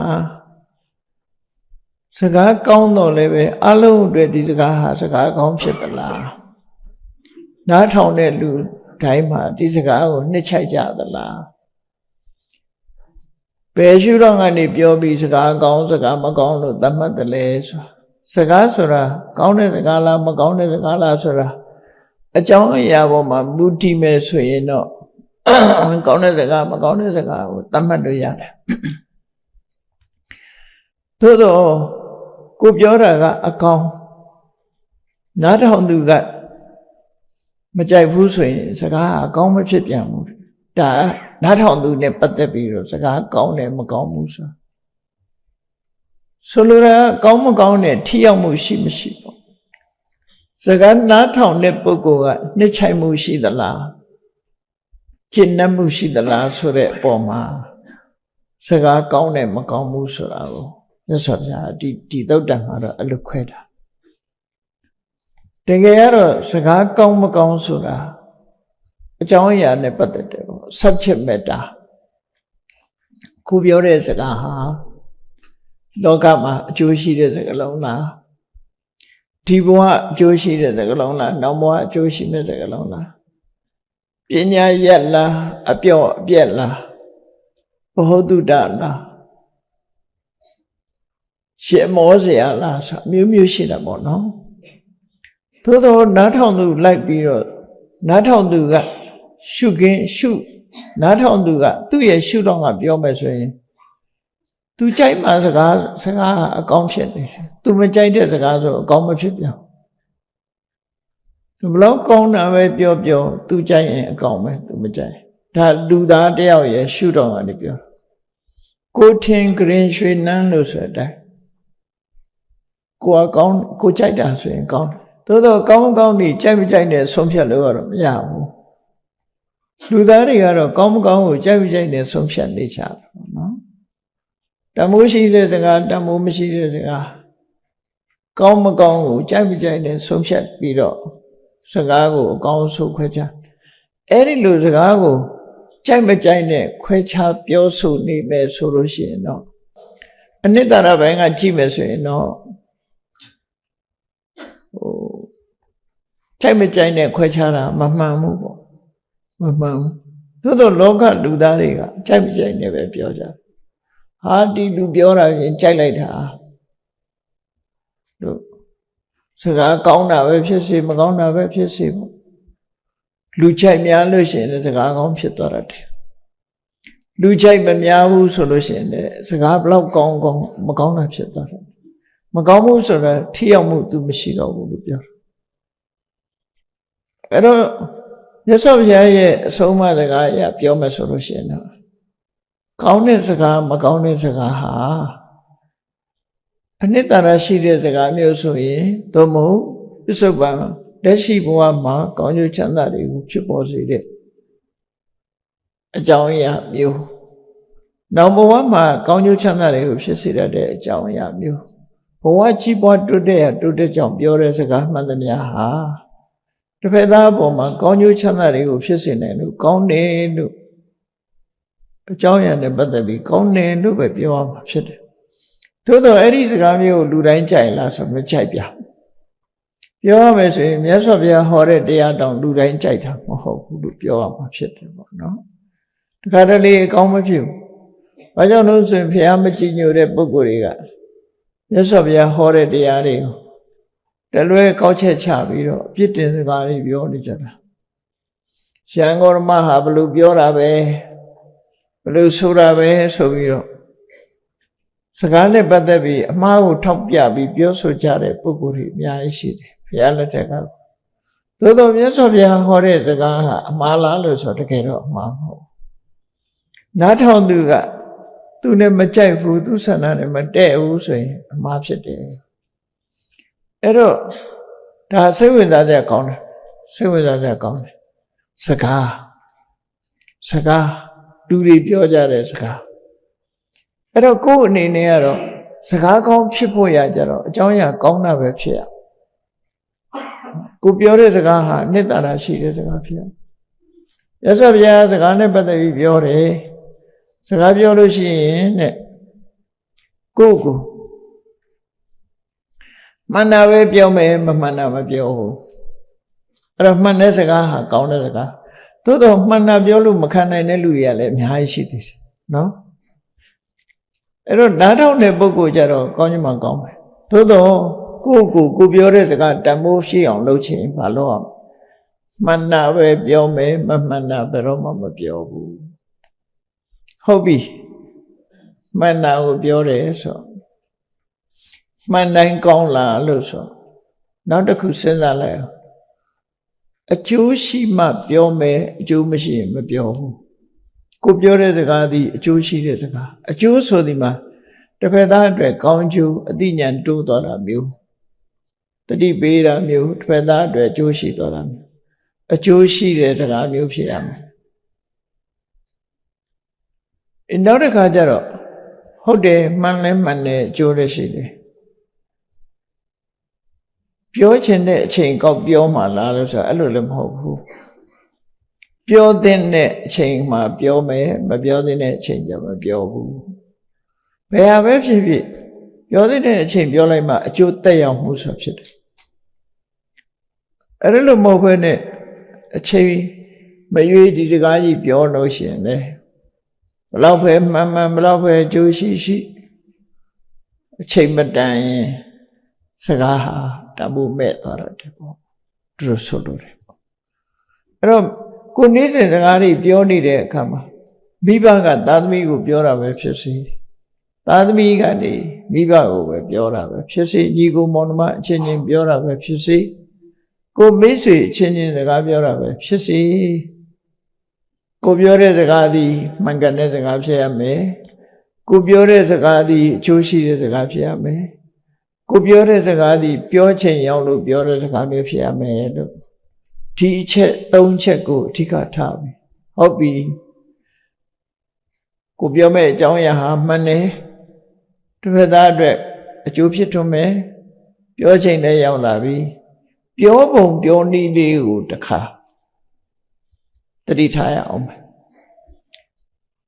ဒီပြောပုံပြောနည်းဆိုတာကိုပြောတဲ့စကားဟာစကားလုံးကကြမ်းတမ်းတဲ့စကားလုံးကိုသုံးချပြီးတော့ပြောမလားသိမ်မွေးတဲ့စကားလုံးနဲ့ပြောမလားဆိုရင်သိမ်မွေးတဲ့စကားလုံးနဲ့ပြောရမယ်ကြမ်းတမ်းတာနဲ့မပြောတချို့ကိစ္စမှန်တော့မှန်တယ်စကားလုံးကကြမ်းသွားလို့ရှိရင်ကြမ်းတဲ့လူကနားမခံပါဘူးဖြစ်တယ်ဒါကြောင့်မို့ကိုပြောတဲ့စကားလုံးဟာကြမ်းတဲ့စကားလုံးမဖြစ်စေရဘူးနုညံ့သိမ်မွေးတဲ့စကားဖြစ်စကားနဲ့ပတ်သက်ပြီးတော့မြတ်စွာဘုရားရဲ့ခုံကြီးတွေကိုဖော်ပြတဲ့အခါမှာပေါ်ရီတဲ့မြို့သူမြို့သားတွေသုံးတဲ့စကားယဉ်ကျေးတဲ့စကားသူတို့ဖြင့်မန္တလေးမြို့တော်သူမြို့တော်သားတွေရဲ့စကားလုံးကယဉ်ကျေးတယ်လို့ပြောတယ်။ဘာလို့ယဉ်ကျေးတော့ဆိုမြန်မာနိုင်ငံရဲ့နောက်ဆုံးမိနစ်ပြီဖြစ်ခဲ့တာမိနစ်ပြီဖြစ်တဲ့အခါကျတော့မြန်မာယဉ်ကျေးမှုဟာစကားပေါ်မှာရက်တည်နေတဲ့မြန်မာယဉ်ကျေးမှုဟာမန္တလေးသူမန္တလေးသားတွေမှာဒီယဉ်ကျေးတဲ့စကားရှိတယ်ဆိုတာကိုပြောလေးဆိုလေးရှိကြတယ်ယဉ်ကျေးတဲ့စကားလုံးဖြစ်ရမယ်ရှိုက်တဲ့စကားလုံးဆိုလိုတာကိုယ့်ရဲ့အကိုရွယ်ဆိုရင်အကိုခေါ်တယ်အမရွယ်ဆိုအမခေါ်တယ် အဲ့ဒါလည်းကြည်ခေါ်တယ်ကိုယ်သက်သူ့သက်ကိုကြည်ခေါ်တယ်ကိုယ်နဲ့မောင်နှမအရွယ်ကိုအတော်လို့ခေါ်ရင်မခံနိုင်ဘူးပေါ့နော်အတော်လို့ကိုယ်နဲ့အရွယ်တူသိမှမကြည့်တာကိုအဘလို့ခေါ်ရင်လည်းခံနိုင်မှာမဟုတ်ဘူးဘေးကကြားတဲ့သူကလည်းကျေနပ်မှာမဟုတ်ဘူးနော်အဲ့တော့တချို့ကအသက်ကြီးတယ်ကိုကအသက်ကြီးတယ်ကိုယ့်ရဲ့သားသမီးအရွယ်လောက်ကိုညီမလေးလို့သွားခေါ်ရင်ကြိုက်မှာမဟုတ်ဘူးသူ့အရွယ်နဲ့ကညီမအရွယ်မဟုတ်ဘူးတူမပဲဖြစ်စေညီအရွယ်ပဲဖြစ်စေညီအရွယ်ပဲခေါ်မှာပေါ့အဲ့ဒါလည်းပဲလူတွေကမခံတတ်ဘူးမခံကြတတ်ဘူးအရွယ်ကိုစော်ကားတယ်လို့တချို့လည်းထင်တယ်နော်ဆိုတော့အဖွားကြီးတယောက်ကသူ့မြည်အရွယ်လေးကိုငါညီမလို့သွားခေါ်ကြည့်ပါလားကြိုက်မလားသူကညီမမှမဟုတ်တာအရွယ်တူချင်းဆိုရင်တော့ရတယ်အဖိုးကြီးတယောက်ကလူပြိုလေးတယောက်ကိုညီလေးလို့သွားခေါ်ကြည့်ပါလားသူ့အရွယ်နဲ့အဲ့ဒါကြတော့ငါမြည်လို့ပြောမှသူကရှင်းနေမှာဟုတ်အဲ့လိုဟာမျိုးတွေရှိတယ်အဲ့တော့စကားသုံးတယ်ဆိုတဲ့နေရာမှာဒီမှန်ကန်တာတွေအပြင်မှာသုံးနှုံးပေါ်ရတယ်ပဲလိုအပ်တယ်လို့သူတို့ဆိုတယ်နောက်ဆုံးမှာတော့စိတ်ထက်ကိုပြောတဲ့အတွင်းစိတ်ဓာတ်ဟာဘာဖြစ်ရမလဲဆိုမေတ္တာစိတ်နဲ့ပဲပြောရမယ်ဒေါသနဲ့ပဲပြောရဘူးလို့ပြောအဲ့တော့ခြုံလိုက်မယ်ဆိုရင်ကိုယ့်ကိုစဉ်းစားကြည့်ပြီးတော့ကိုပြောတဲ့စကားလုံးသည်နံပါတ်1မှန်ကန်တဲ့စကားလုံးဖြစ်ရမယ်အကြောင်းအရာသည်မှန်ကန်တဲ့အကြောင်းအရာဖြစ်ရမယ်နံပါတ်2မှန်ကန်ပြီးတော့အကျိုးရှိတဲ့စကားဖြစ်ရမယ်ကျိုးရှိပြီးပြောတဲ့အချိန်ရောက်တာလည်းဖြစ်ရမယ်ပြောတဲ့အခါမှာယဉ်ကျေးလိမ္မာစွာပြောတာဖြစ်ရမယ်အဲ့လိုယဉ်ကျေးလိမ္မာစွာပြောတဲ့အခါမှာစိတ်ထဲကတစ်မျိုးနှုတ်ထွက်တာတစ်မျိုးမဖြစ်စေပဲနဲ့ဒေါသစိတ်နဲ့မပြောရဘူးတဲ့မေတ္တာစိတ်နဲ့ပဲပြောအဲ့ဒါစကားပြောဖို့နဲ့ပတ်သက်ပြီးမြတ်စွာဘုရားဆုံးမထားတာရှိအလုံးမဲမှတ်သားစရာကောင်းတယ်ပေါ့စကားပါစကားပဲဘာမှရွေးချယ်စရာမလိုဘူးလို့အများအားဖြင့်ထင်မိမယ်တကယ်လူယဉ်ကျေးမှုတွေကြတော့စကားကိုရွေးချယ်ရတယ်ပြောတတ်ရတယ်အသုံးလုံးကစပြီးတော့ယဉ်ကျေးဖွဲ့ရမှုရှိအဲ့ဒါကိုပြောတော့ပောရီတဲ့ဘုဇနကန္တာအများကြိုက်တယ်နှစ်သက်တယ်ဟရိယင်္ဂမသူပြောလိုက်တဲ့စကားယင်ထဲကိုဆွဲသွားတယ်ကန္နဒုက္ခနားချမ်းသာတယ်နိဒာနဝတိဆိုတာမှတ်ထားရရင်ထဲကိုမှတ်ထားမဲ့စကားမျိုးနော်ရဆွဲထိုးပြီးတော့မှတ်ရလောက်အောင်မှတ်တိုက်သားလိုက်တဲ့စကားမျိုးလေးတွေဖြစ်ရမယ်လို့ဒါစကားပြောတာနဲ့ပတ်သက်ပြီးတော့စကားရဲ့တန်ဖိုးတွေကိုထုတ်ဖော်ပြီးတော့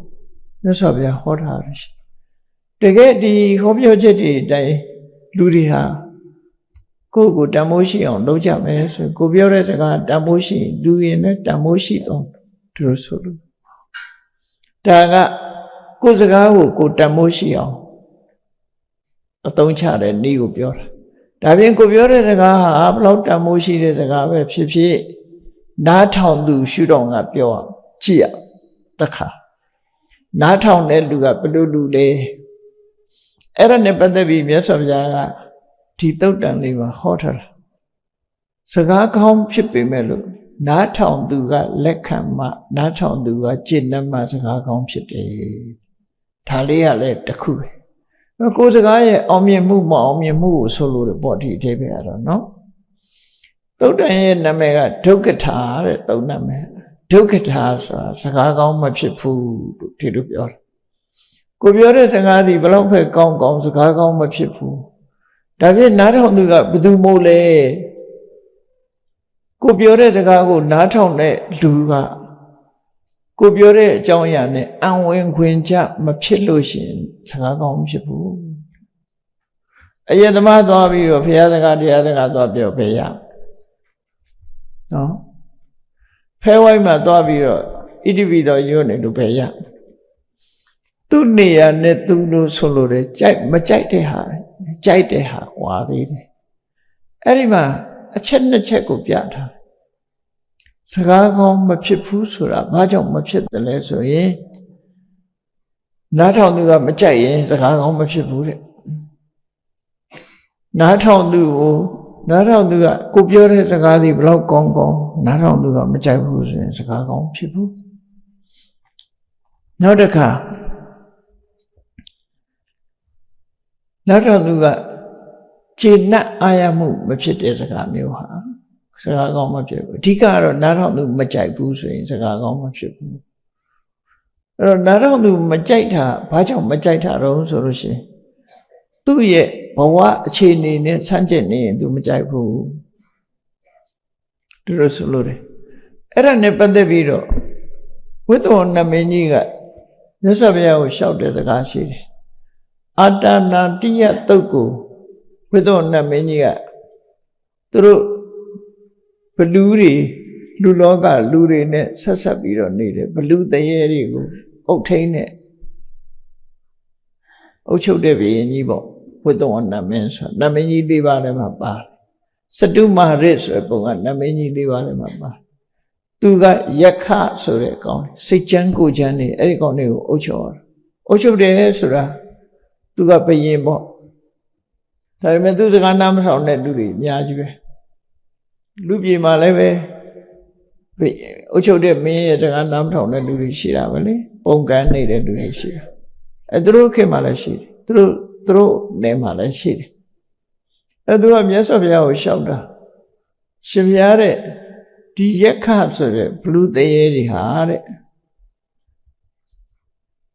မြတ်စွာဘုရားကိုမကြည်ညိုတဲ့တရားကိုမကြည်ညိုတဲ့သံဃာကိုမကြည်ညိုတဲ့လူတွေကများတယ်တဲ့ကြည်ညိုတဲ့အကောင်ကနည်းတယ်မကြည်ညိုတဲ့ကောင်ဆေးရိုက်ဆိုးတယ်တဲ့ဒီကောင်ဘာကြောင့်မကြည်ညိုတာတော့ဆိုမြတ်စွာဘုရားကသူများတဲ့မတတ်ရဘူးသူများဥစ္စာမခိုးရဘူးသူတော်ဘာသားမရမပြစ်မှားရဘူးအယက်သေးစားမတော့ရဘူးလိမ့်မပြောဒီကောင်တွေဒါတွေအကုန်လှုပ်တာ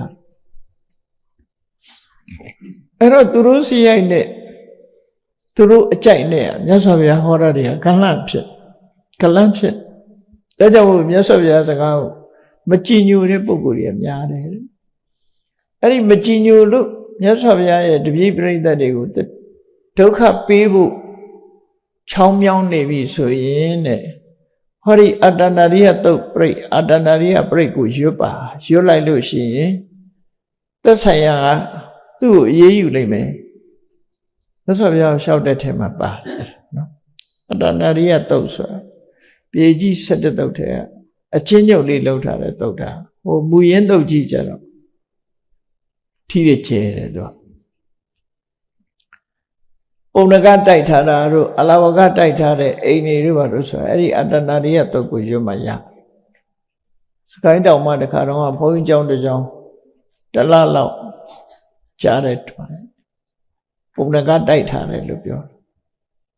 ပုံနကတိုက်ထားတယ်ဆိုတာ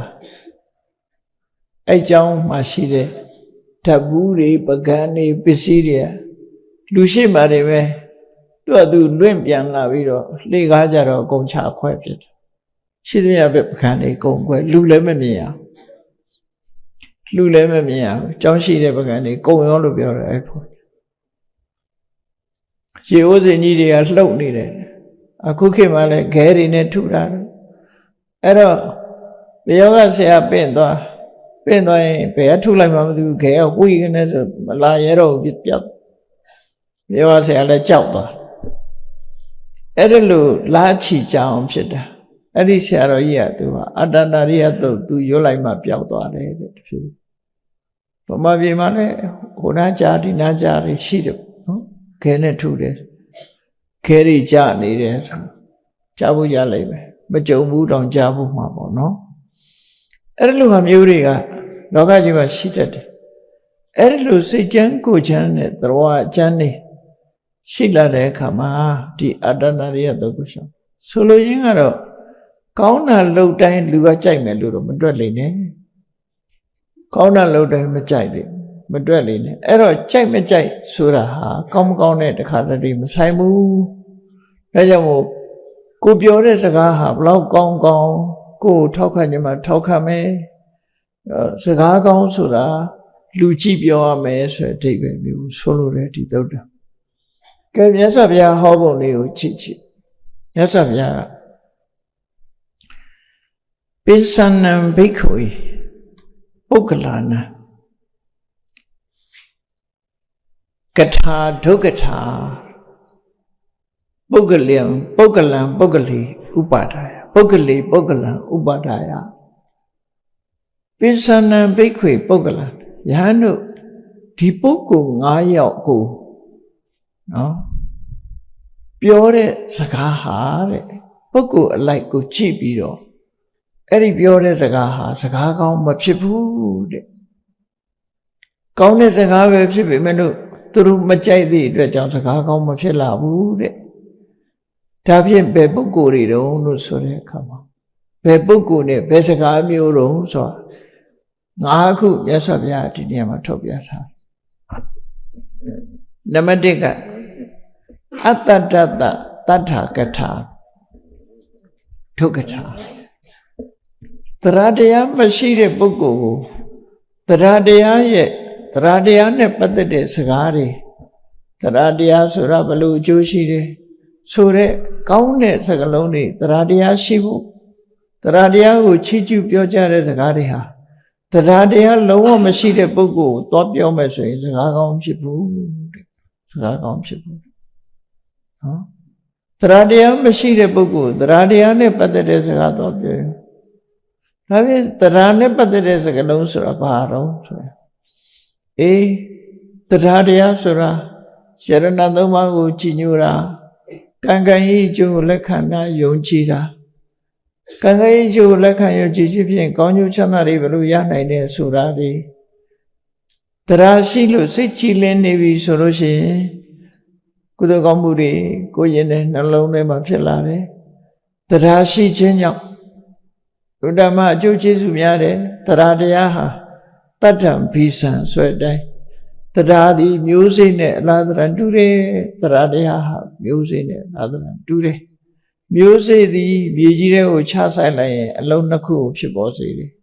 ဘာအလုံးနှလုံးလဲဆိုရင်မျိုးစိကအမြစ်ကလေးဆင်းတာရဲ့အပေါ်ကိုအညောင်ကလေးတက်တာရဲ့ဒီနှစ်ခု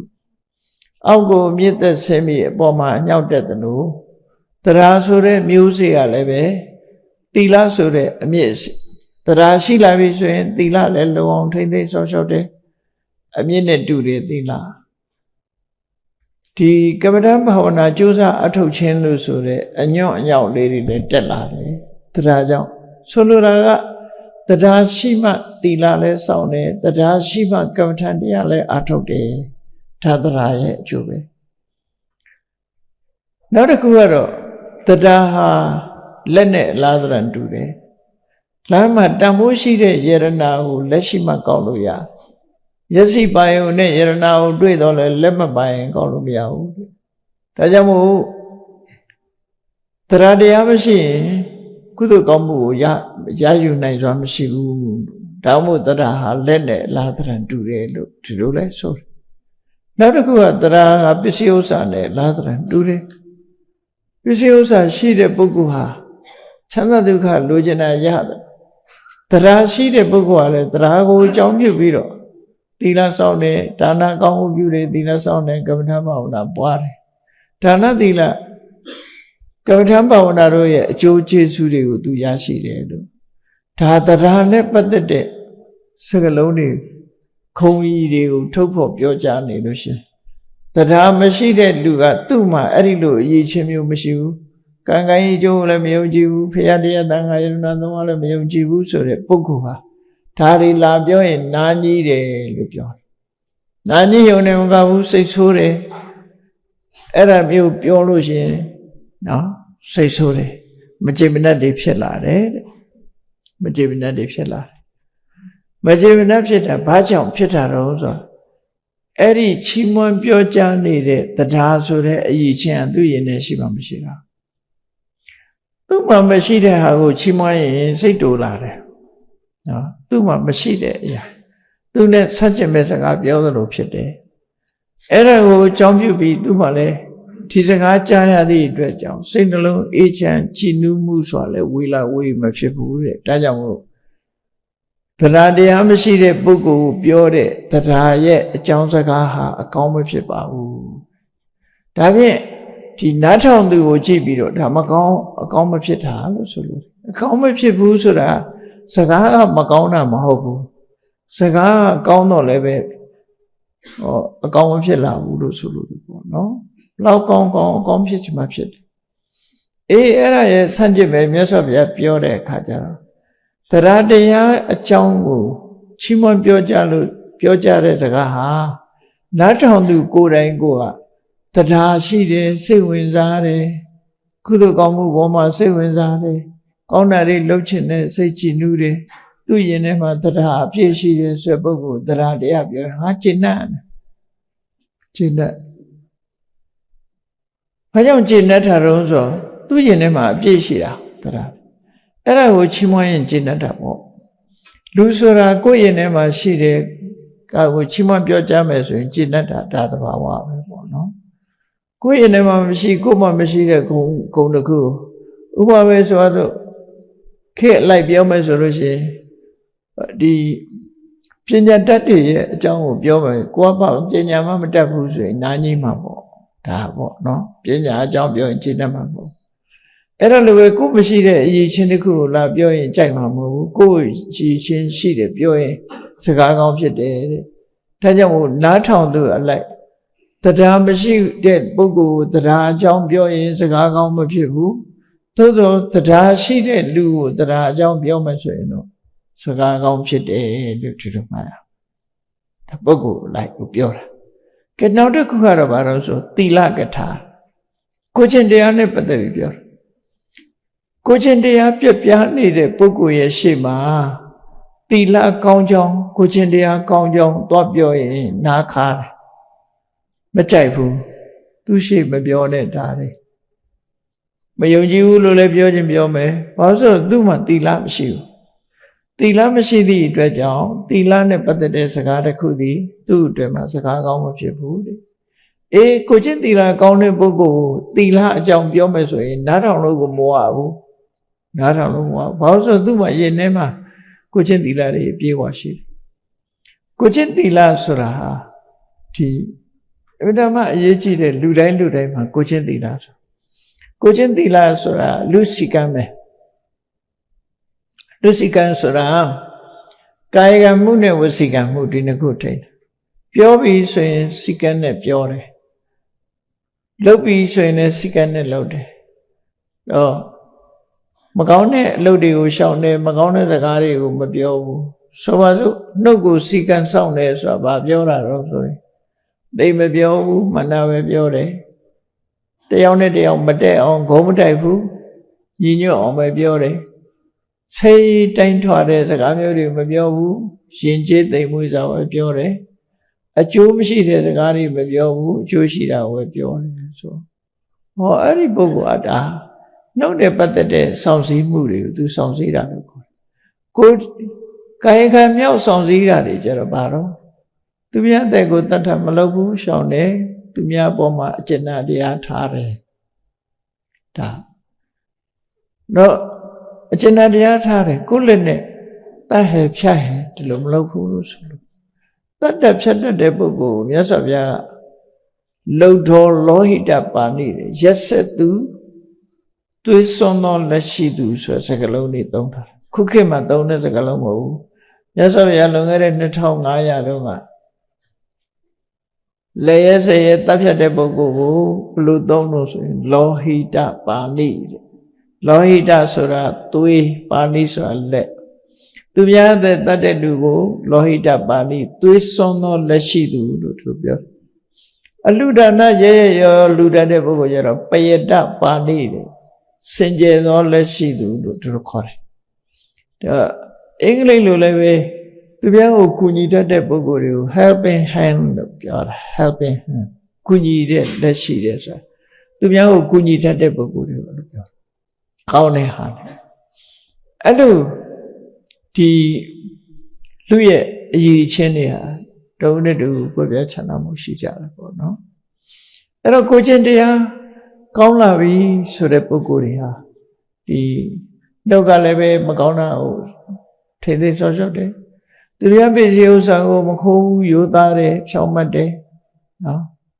သူများမပေးတဲ့ပစ္စည်းကိုလုံးဝမမဲ့မောမောရလို့စိတ်မရှိဘူးဆိုပုဂ္ဂိုလ်တွေကိုချင်းတရားနဲ့ပတ်သက်တဲ့ထိမ့်သိမ့်မှုတစ်ခုရှိတယ်ကာမိတုမိစ္ဆာစာရဆိုမြို့သားမြို့သမီးတွေမှာကိုယ်နဲ့တရားဝင်လက်ထပ်ထားတဲ့ပုဂ္ဂိုလ်ကလွဲရင်တခြားပုဂ္ဂိုလ်နဲ့ဆက်ဆံမဲဆိုလို့ရှိရင်ဒါကာမိတုမိစ္ဆာစာရဖြစ်တယ်အဲ့ဒါမျိုးမလုပ်ဘူးဆိုတဲ့ပုဂ္ဂိုလ်တွေဟာဒါကာယစိကံရှိတဲ့တော့စိကံရှိအဲ့လိုစိကံဒီအတိုင်းနေထိုင်တာကိုသီလလို့ခေါ်တာခဏခေတ်သီလပြက်လို့ကိုချင်းတရားပြက်လို့ရာဇဝမှုတွေဖြစ်တယ်ဆိုတာလည်းလိုက်ချိလူသတ်မှုဆိုတာပါဏာတိပါဒမလုံလို့ခိုးမှုဝဲမှုဆိုတာအာဒိဏရဏမလုံလို့ရိတ်လို့တယ်ဆိုတာကာမိတုမိစ္ဆာစာရမလုံလို့လိန်တယ်ဆိုတာမုသဝါဒမလုံလို့ဝိရစေဝတွေကသူရမေတွေကမလုံလို့ကဘာမှာပြဿနာတက်နေတာ၅ပါးသီလမလုံခြင်းရဲ့အပြစ်တွေကြီးပဲကောင်း၅ပါးသီလအကယ်၍များလုံမဲ့ဆိုရင်လူလောကကြီးကဘယ်လောက်ချမ်းသာမလဲစဉ်းစားကြည့်ကိုယ်အတိုင်းဝိုင်းတစ်ခုဟာသူများတဲ့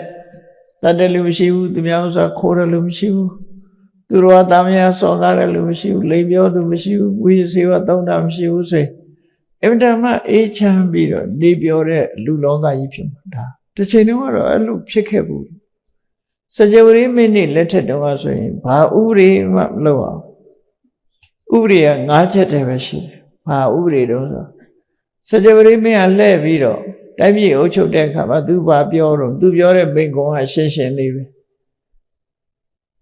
ပါနောနဟန္တဘောသူများအသက်မတတ်သင့်ဘူးမတတ်ကြနဲ့အဒိဏနာတိတပံသူများပစ္စည်းကိုမခိုးကြနဲ့လူယူကြနဲ့ကာမိတုမိစ္ဆာစာရဏစရိတပံကာမဂုဏ်ကိစ္စတွေပါမမရွေးမပြုခြင်းညနဲ့မုသာနပဏိတပံလိမ်ပြောတဲ့စကားမျိုးလိမ်လိစိပတ်တဲ့စကားမျိုးကိုမပြောကြနဲ့မစ္ဆပန္နနပတ္တပံမူရတောက်စားမှုကိုမလုပ်ကြနဲ့ဒါပဲဟောဒီ၅ခုနဲ့ဒါသူ့အဆုံးအမနဲ့တိုင်းပြည်ကိုအုပ်ချုပ်တာစကြဝဠာပဲအုပ်ချုပ်ဖို့ဒါလူတွေရဲ့ခေတ်မှာ morality ဆိုတဲ့ကိုချင်းသီလကောင်းတဲ့အချိန်မှာအထီးကအဲ့ဒါနဲ့တည်းပဲတိုင်းပြည်ဟာအေးချမ်းသာရအေးချမ်းသာရဆိုဘယ်လောက်ထိအောင်အေးချမ်းသာအိမ်နေမှာတကားဖွင့်အိတ်ကြနော်တကားဖွင့်အိတ်တကားဖွင့်ထားခဲ့ဘာပစ္စည်းမှမပြောက်ဘူးဘာပစ္စည်းမှမပြောက်ကြောက်ရွံ့စိုးရိမ်မှုတွေလည်းဘာမှမရှိဘူးအေးကိုသားကိုသမီးကိုရှင်မတ်ပေါ်တင်ပြီးချိုပိန်သချင်းနဲ့ပဲသူတို့ဟာကလေးကိုဖျော်ပြပြီးတော့လူတွေဟာတယောက်နဲ့တယောက်လည်းပဲပြုံးပြုံးရွှင်ရွှင်ချစ်ခင်သောမျက်နှာတွေနဲ့ကြည့်ပြီးတော့အေးချမ်းသာရမှုရှိကြတယ်အဲ့ဒါကိုစာပေကျမ်းကမှာဘယ်လိုဆိုမုဒ္ဒမောဒမာနပိယစက္ခုဟိတံပတ္တမာနအားလုံးကပြောနေကြတယ်ကြောက်เสียတခုမှမရှိပိယစက္ခုဟိတံပတ္တန္တာဆိုချစ်ဖွယ်သောတူနဲ့တူကြည့်လိုက်လို့ရှိရင်မေတ္တာမျက်လုံးနဲ့ပဲကြည့်တယ်ဒေါသမျက်လုံးနဲ့မကြည့်ဘူးလို့ဆိုလို့နော်အဲ့ဒါလို့အနေထားမျိုးထီအောင်ကိုချင်းတရားကောင်းမွန်မှုပါဖြစ်တယ်ဒါကြောင့်သီလကထာသီလရှိတဲ့ပုဂ္ဂိုလ်ပြောမယ်ဆိုရင်တော့စကားကောင်းဖြစ်တယ်သို့တော့ကိုချင်းသီလမကောင်းတဲ့ပုဂ္ဂိုလ်ကိုချင်းသီလတော့အကြောင်းပြောလို့ရှိရင်စိတ်ဆိုးတယ်စိတ်ဆိုးမယ်ရန်လုံးမယ်จิตတတ်မှာမဟုတ်ဘူးအဲ့တော့သီလနဲ့ပတ်သက်တဲ့စကားသည်သီလရှိသူအတွက်စကားကောင်းဖြစ်တော့လည်းပဲသီလမရှိတဲ့ပုဂ္ဂိုလ်အတွက်じゃစကားကောင်းမဖြစ်ဘူးတဲ့နားထောင်သူကိုကြည့်ပြီးတော့ပြောတာနောက်စကားတစ်ခုကတော့ဘာတော့ဆိုရင်ဘာဟုတ်သစ္စာကထာနော်ဘာဟုတ်သစ္စာကထာဒီလူတယောက်ဟာဘောဓုတရှိတဲ့ပုဂ္ဂိုလ်ဘောဓုတမရှိတဲ့ပုဂ္ဂိုလ်လူက2မျိုးရှိတယ်အပတုတသမတဘူးလို့လည်းပြောခြင်းပြောပေါ့နော်သမတဘူးသမဖတ်ဘူးကောင်းတဲ့အရာတွေမသိဘူးဘောဓုတဆိုတာစာတတ်တယ်စာအုပ်စာပြန်ဖတ်တယ် အသိပညာတွေရှိတယ်ဆိုတာဘောဓုတခုခေတ်စကားနဲ့ပြောမှဆို educated ဖြစ်တာနဲ့ educated မဖြစ်တာနှစ်ခုပေါ့နော်လူက2မျိုးရှိတယ်အပတုတ္တဆိုတာစာမတတ်ဘူးစာမဖတ်ဘူးဘောဓုတမရှိဘူးအဲ့ဒီဘောဓုတမရှိတဲ့ပုဂ္ဂိုလ်ပညာရဲ့စကားတွေသွားပြောမယ်ဆိုရင်စကားကောင်းမဖြစ်ဘူးတဲ့ဘောဓုတရှိတဲ့ပုဂ္ဂိုလ်မှသူတော်ချင်းချင်းသတင်းလွေ့လွေ့စွာစာကြောင်းပေကြောင်းဘောဓုတရှိတဲ့လူမှပြောလို့ရတာဟုတ်တယ်စာဖတ်တဲ့လူချင်းလည်းစာအုပ်အကြောင်းပြောလို့ရတယ်စာမဖတ်တဲ့လူနဲ့သွားပြောရင်စိတ်ဝင်စားမှာမဟုတ်ဘူးဒါကြောင့်မို့ဒီစတ္တရင်စတ္တသူချင်းချင်းစဖတ်ရင်စဖတ်သူချင်းချင်းဘောဓုတရှိရင်ရှိတဲ့လူချင်းချင်းသာလေကိုပြောတဲ့စကားဟာစကားကောင်းဖြစ်တော့လည်းပဲပုဂ္ဂိုလ်ကိုထောက်ဆပြီးတော့ကောင်းတာမကောင်းတာကွဲပြားခြားနားမှုရှိတယ်ဆိုတာမှတ်သားရမှာအဲ့တော့စကားပြောပြီဆိုရင်တော့ educated ဆို educated ချင်းပဲပြောစာပေဝါဒနာပါရင်စာပေဝါဒနာပါတဲ့လူချင်းပဲပြော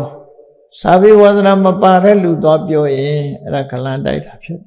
စကားကောင်းမဖြစ်ဘူးလို့ဒီလိုဆိုလို့တယ်နော်နောက်တစ်ခုကတော့ဘာလို့ဆိုရင်မစ္စရိတစာကကထာဒုက္ကထာလူရတိုင်းအမှနှမျောတဲ့ပုဂ္ဂိုလ်မစ္စရိလို့ခေါ်တယ်လှူတဲ့တန်းတဲ့ဝါဒနာပါတဲ့ပုဂ္ဂိုလ်စာကဝတ္တောနှမျောတဲ့ပုဂ္ဂိုလ်ကမစ္စရိအဲ့ဒီနေရာမှာလူမှုတန်မှုနဲ့ပတ်သက်ပြီးတော့ချီးမွမ်းစကားပြောတာကိုစာကကထာလို့ခေါ်တယ်ဘယ်သူအပြင်ဘလောက်လှူတာသူအပြင်ဘာကုသိုလ်တွေလုပ်တယ်နဲ့ဆိုတာပြောရင်နှမျောတဲ့သွားပြောလို့ရှိရင်ဒါစကားကောင်းမဖြစ်ဘူးတဲ့ဘာလို့လဲဆိုသူကလှူမလှူတာမလှူတဲ့ပုဂ္ဂိုလ်ဆိုရင်သွားပြောစကားကောင်းဖြစ်ဘူးလှူတဲ့ပုဂ္ဂိုလ်ဒါမျိုးသွားပြောရင်နားထောင်လို့အားမရဘူးစိတ်ဝင်စားတယ်ပို့ပြီးတော့အဲ့ဒါကြောင့်မို့ကိုပြောတဲ့စကားဒီစကားကောင်းဖြစ်တော်လဲပဲဒီနားထောင်သူကိုကြည့်ပြီးတော့ပဲပြောမှစကားကောင်းဖြစ်တယ်ကိုယ်နဲ့လက်လျောတဲ့ပုဂ္ဂိုလ်မဟုတ်ရင်နားထောင်တဲ့ပုဂ္ဂိုလ်လက်လျောသူမဟုတ်ဘူးဆိုလို့ရှိရင်ကိုပြောတဲ့စကားဟာစကားကောင်းမဖြစ်ဘူးလို့ဒီလိုမှတ်ရနောက်တစ်ခုကဘာတော့ဆိုလို့ရှိရင်ထုပညာတပညာကထာနဲ့ပညာဝတ္တောပညာကထာကိုပြောတာတော့အသိပညာနဲ့ပတ်သက်တဲ့စကားအလေးနဲ့ထားပြီးတော့လူတွေရဲ့အသိပညာနဲ့ပတ်သက်ပြီးတန်ဖိုးထားပြီးစကားပြောကြတယ်အဲ့ဒါလို့တန်ဖိုးထားပြီးတော့စကားပြောကြတဲ့အခါမှာနားထောင်တဲ့ပုဂ္ဂိုလ်ကအသိပညာလုံးဝမရှိတဲ့ပုဂ္ဂိုလ်ဖြစ်နေမယ်ဆိုရင်ပညာရေးနဲ့ပတ်သက်တဲ့စကားဟာတန်ဖိုးမဲ့သွားတယ်ဘာလို့လို့ဆိုရင် तू ကအသိပညာမှမရှိတော့အသိပညာမရှိတဲ့ပုဂ္ဂိုလ်သွားပြီးတော့ပညာနဲ့ပတ်သက်တဲ့စကားတွေသွားပြောလို့ရှိရင်စကားကောင်းမဖြစ်ဘူးတဲ့ဒါဖြင့်ပဲပုဂ္ဂိုလ်မျိုးပြောမှတော့ဆိုပညာရှိခြင်းဆွေးနွေးမှဟုတ်လားအသိပညာရှိတဲ့လူချင်းဘောဓုတရှိတဲ့လူချင်းဆွေးနွေးသလိုအသိပညာရှိတဲ့ပုဂ္ဂိုလ်ချင်းဆွေးနွေးမယ်ဆိုရင်အဲ့ဒီစကားဟာစကားကောင်းဖြစ်တယ်ဒီသုတ္တံမှာမြတ်စွာဘုရားပုဂ္ဂိုလ်ကိုအကြောင်းပြုပြီးတော့စကားကောင်းမကောင်းကိုခွဲခြားပြီးတော့ပြတယ်တကယ်ကတော့ဒီသုတ္တံမှာဟောထားတဲ့စကားဆိုတာတွေဟာကြည့်လိုက်မယ်ဆိုရင်အကောင်းနေချီပဲဘာတွေတုံးဆိုလို့ရှိရင်စကားဒီသုတ္တံမှာပြထားတာ၅မျိုးကတတ္ထာကထာတဲ့တရားတရားနဲ့ပတ်သက်တဲ့စကားတဲ့နော်သီလကထာကိုချင်းတရားနဲ့ပတ်သက်တဲ့စကားဘာဟုတ်သစ္စာကထာသာဓပေဒဘောဓုတရှိမှုနဲ့ပတ်သက်တဲ့စကားသံဃကထာစွန့်ကြဲလှူဒန်းမှုနဲ့ပတ်သက်တဲ့စကားပညာကထာအသိပညာနဲ့ပတ်သက်တဲ့စကားဆိုအကြောင်းအရာပိုင်းကဘာမှပြောစရာအဖြစ်မရှိဘူးသို့တော့နားထောင်တဲ့ပုဂ္ဂိုလ်နဲ့လက်လျောညီတွေမဖြစ်ဘူးဆိုရင်ကိုပြောတဲ့စကားဟာထောင်တန်တဲ့စကားဖြစ်တော့လဲရဲသွားလို့ရှိရင်တမှုမဲ့တယ်ဆိုတာလိုပဲကိုပြောတဲ့စကားတစ်ခုဟာတမှုမဲ့သွားတယ်ဘလောက်ပဲစကားကောင်းကောင်းတမှုမဲ့တတ်တယ်ဒါကထိသုတ္တမှာဒီလိုဆိုလို့ရင်းမယ်အဲ့တော့ မြတ်စွာဘုရားဟောထားတဲ့ထဲပဲဒီစကားဟာဘလောက်ကောင်းကောင်းဒီအကောင်းဆုံးခွဲခြားပြထားတဲ့ဆုံးမသွန်သင်မှုစကားတွေဟာတဲ့လိုက်နာကျင့်သုံးတဲ့ပုဂ္ဂိုလ်လိုက်နာကျင့်သုံးမှုဆိုတာဘာတော့ရှောင်ရမယ်ဆိုရင်ရှောင်တယ်လုပ်ရမယ်ဆိုရင်လုပ်တယ်အဲ့ဒါလိုက်နာခြင်းလို့ခေါ်တယ်ရှောင်ရံနဲ့ဆောင်ရံဒီနှစ်ခုကိုပဲအဆုံးမစကားဆိုတာဘာမလုပ်ရဘူးဘာလုပ်ရမယ်မလုပ်တဲ့နာတွေရှောင်ရမယ်လုပ်တဲ့နာလုပ်ရမယ်ဒီနှစ်ခုဟာအဓိကအဲ့လိုဟောတဲ့ထဲမှာရှောင်ရမှနဲ့ဆောင်ရမှဟောပြောပြီးခွဲခြားဆုံးမထားတဲ့တရားစကားတွေကိုလိုက်နာကျင့်သုံးမှုပြုသူနဲ့မပြုသူနှမျိုးကွဲပြားခြားနာတယ်တဲ့အေးဆိုတော့တရားပွဲလုပ်တယ်ဆိုတာလေတူတူပဲထို့တူပဲမြတ်စွာဘုရားရဲ့အဆုံးအမစကားတော်တွေကိုသိရှိနားလည်အောင်နာယူကြတယ်မှတ်သားကြရတယ်သို့သောစကားကိုစကားအရာမှာပဲသိမ့်ထားပြီးရှေ့ကိုတိုးတက်ပြီးရှောင်ရံကိုမရှောင်ဘူးဆောင်းတာကိုမဆောင်းဘူးဆိုလို့ရှိရင်ဒီဟာဘာနဲ့ဥပမာတူတော့ဆိုလို့ရှိရင်နော်ပန်းလေးတစ်ပွင့်ဟာအပွင့်လေးကတော့လှတယ်ပန်းလေးကလှတယ်အဆင်းရောင်လေးရှိတယ်ဒါပေမဲ့အနံ့ကြတော့မရှိဘူးအဲ့ဒီပန်းမျိုးကိုပန်ရတဲ့ပုဂ္ဂိုလ်တယောက်ဟာ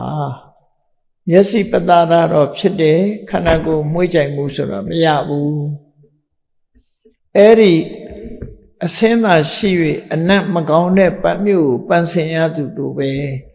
မြတ်စွာဘုရားဟောတဲ့အဆုံးအမတရားတော်တွေရှောင်ရံဆောင်ရံတွေကိုရှောင်ခြင်းပြုလုပ်ခြင်းဆိုတာကင်းမဲ့မဲ့ဆိုရင်လိုက်နာကျင့်သုံးမှုမလုပ်ဘူးဆိုလို့ရှိရင်အေးလှပတဲ့ပန်းလေးကိုပန်းယုံပန်ထားပြီးတော့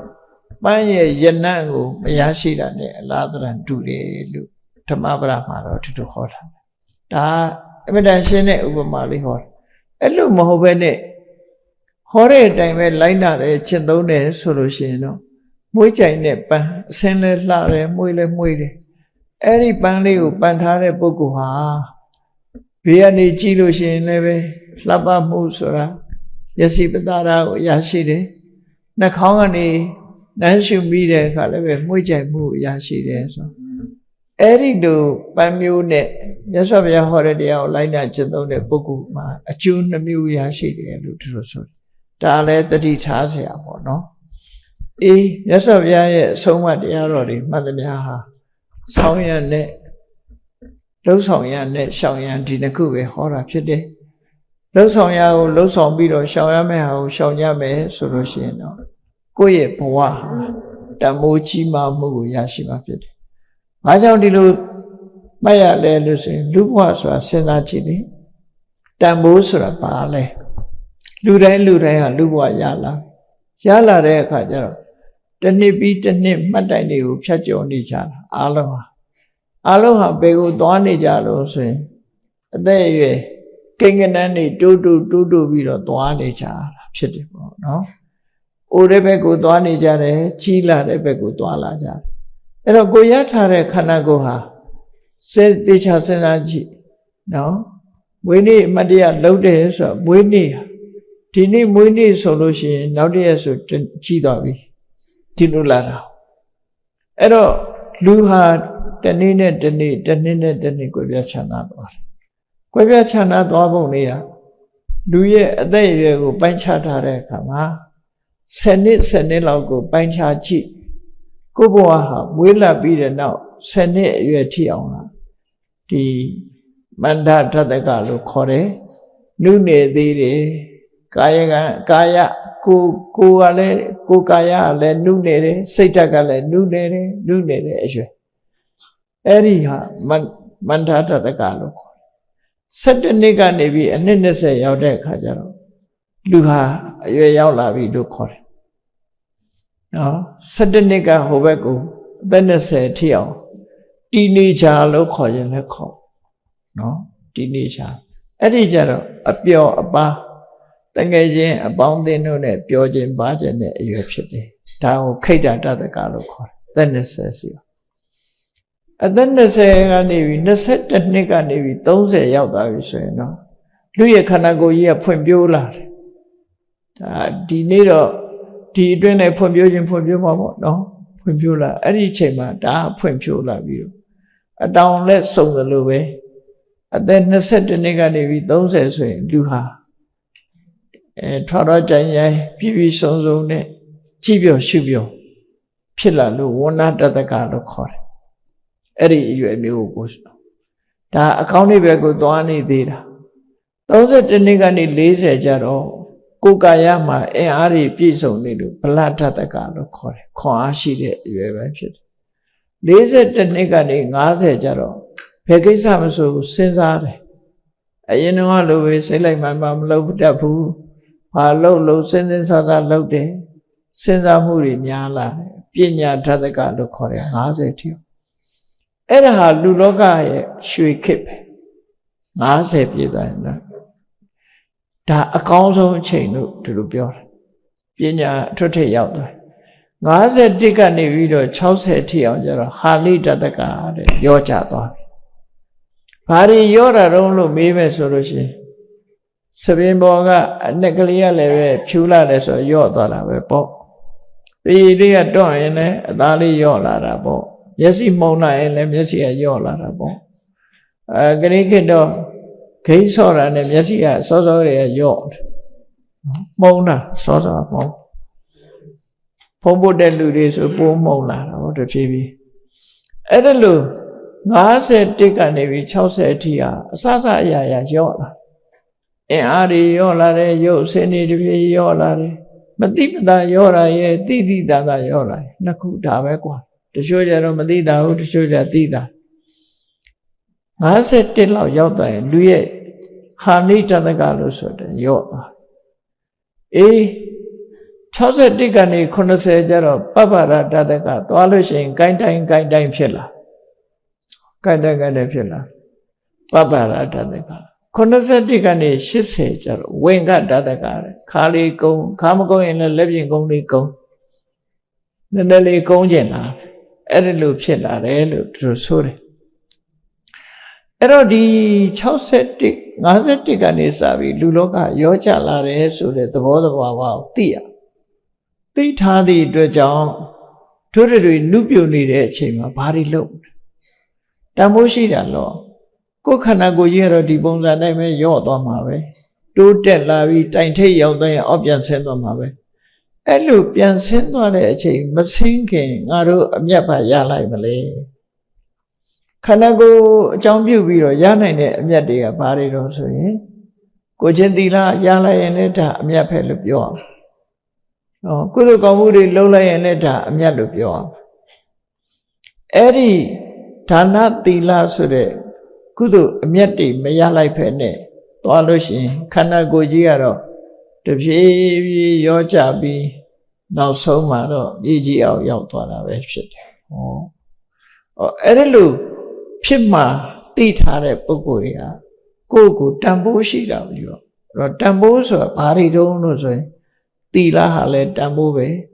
ဒီဘဝရှိတဲ့အချိန်လေးမှာကြိုးစားအထောက်လိုက်တဲ့ပညာတွေသင်ယူလိုက်တဲ့ပညာတွေကျင့်သုံးလိုက်တဲ့တရားဓမ္မတွေဒါတွေဟာတန်ဖိုးပဲပါရမီကုသိုလ်တွေတန်ဖိုးတွေအဲ့ဒီတန်ဖိုးတွေရအောင်များများယူနိုင်ရမယ်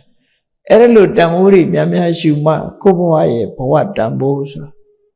ပေတိဟုအတက်ဆိုတာအဲ့ဒီချက်မှရမယ်နော်လူဘဝရဲ့တန်ဖိုးရအောင်ကြိုးစားအထောက်အောင်မှာဖြစ်တယ်အေးဒါကြောင့်မို့အရာခတ်သိမ်းဟာကောင်းတဲ့စကားပဲဖြစ်စေနားထောင်သူလှုပ်ဆောင်သူပုဂ္ဂိုလ်နဲ့သက်ဆိုင်ပြီးတော့ကောင်းတဲ့စကားလည်းမကောင်းတာဖြစ်တတ်တယ်ကောင်းတဲ့စကားဒီပင်လည်းအကောင်းလည်းဖြစ်တတ်တယ်လူဘဝရလာတာဟာကောင်းတယ်လို့ဆိုတော့လည်းပဲလူဘဝမှာမကောင်းတာတွေလုပ်ပြီးတော့တန်မိုးမဲတဲ့အရာတွေရသွားတဲ့ပုဂ္ဂိုလ်တွေရှိတယ်လူဘဝမှာတန်မိုးရှိနဲ့နေထိုင်သွားလို့ဒီဘဝတန်တရားမှာအဖိုးမဖြတ်နိုင်တဲ့တန်မိုးတွေကိုရသွားတဲ့ပုဂ္ဂိုလ်တွေလည်းရှိတယ်တို့တွေဟာတတိကြီးစွာထားပြီးကောင်းမြတ်တဲ့တန်မိုးတွေကိုရအောင်ယူကြမှာဖြစ်တယ်လို့ကိုယ်စီနှလုံးထားပြီးကြိုးစားအထောက်နိုင်ကြပါစေကုန်သတည်း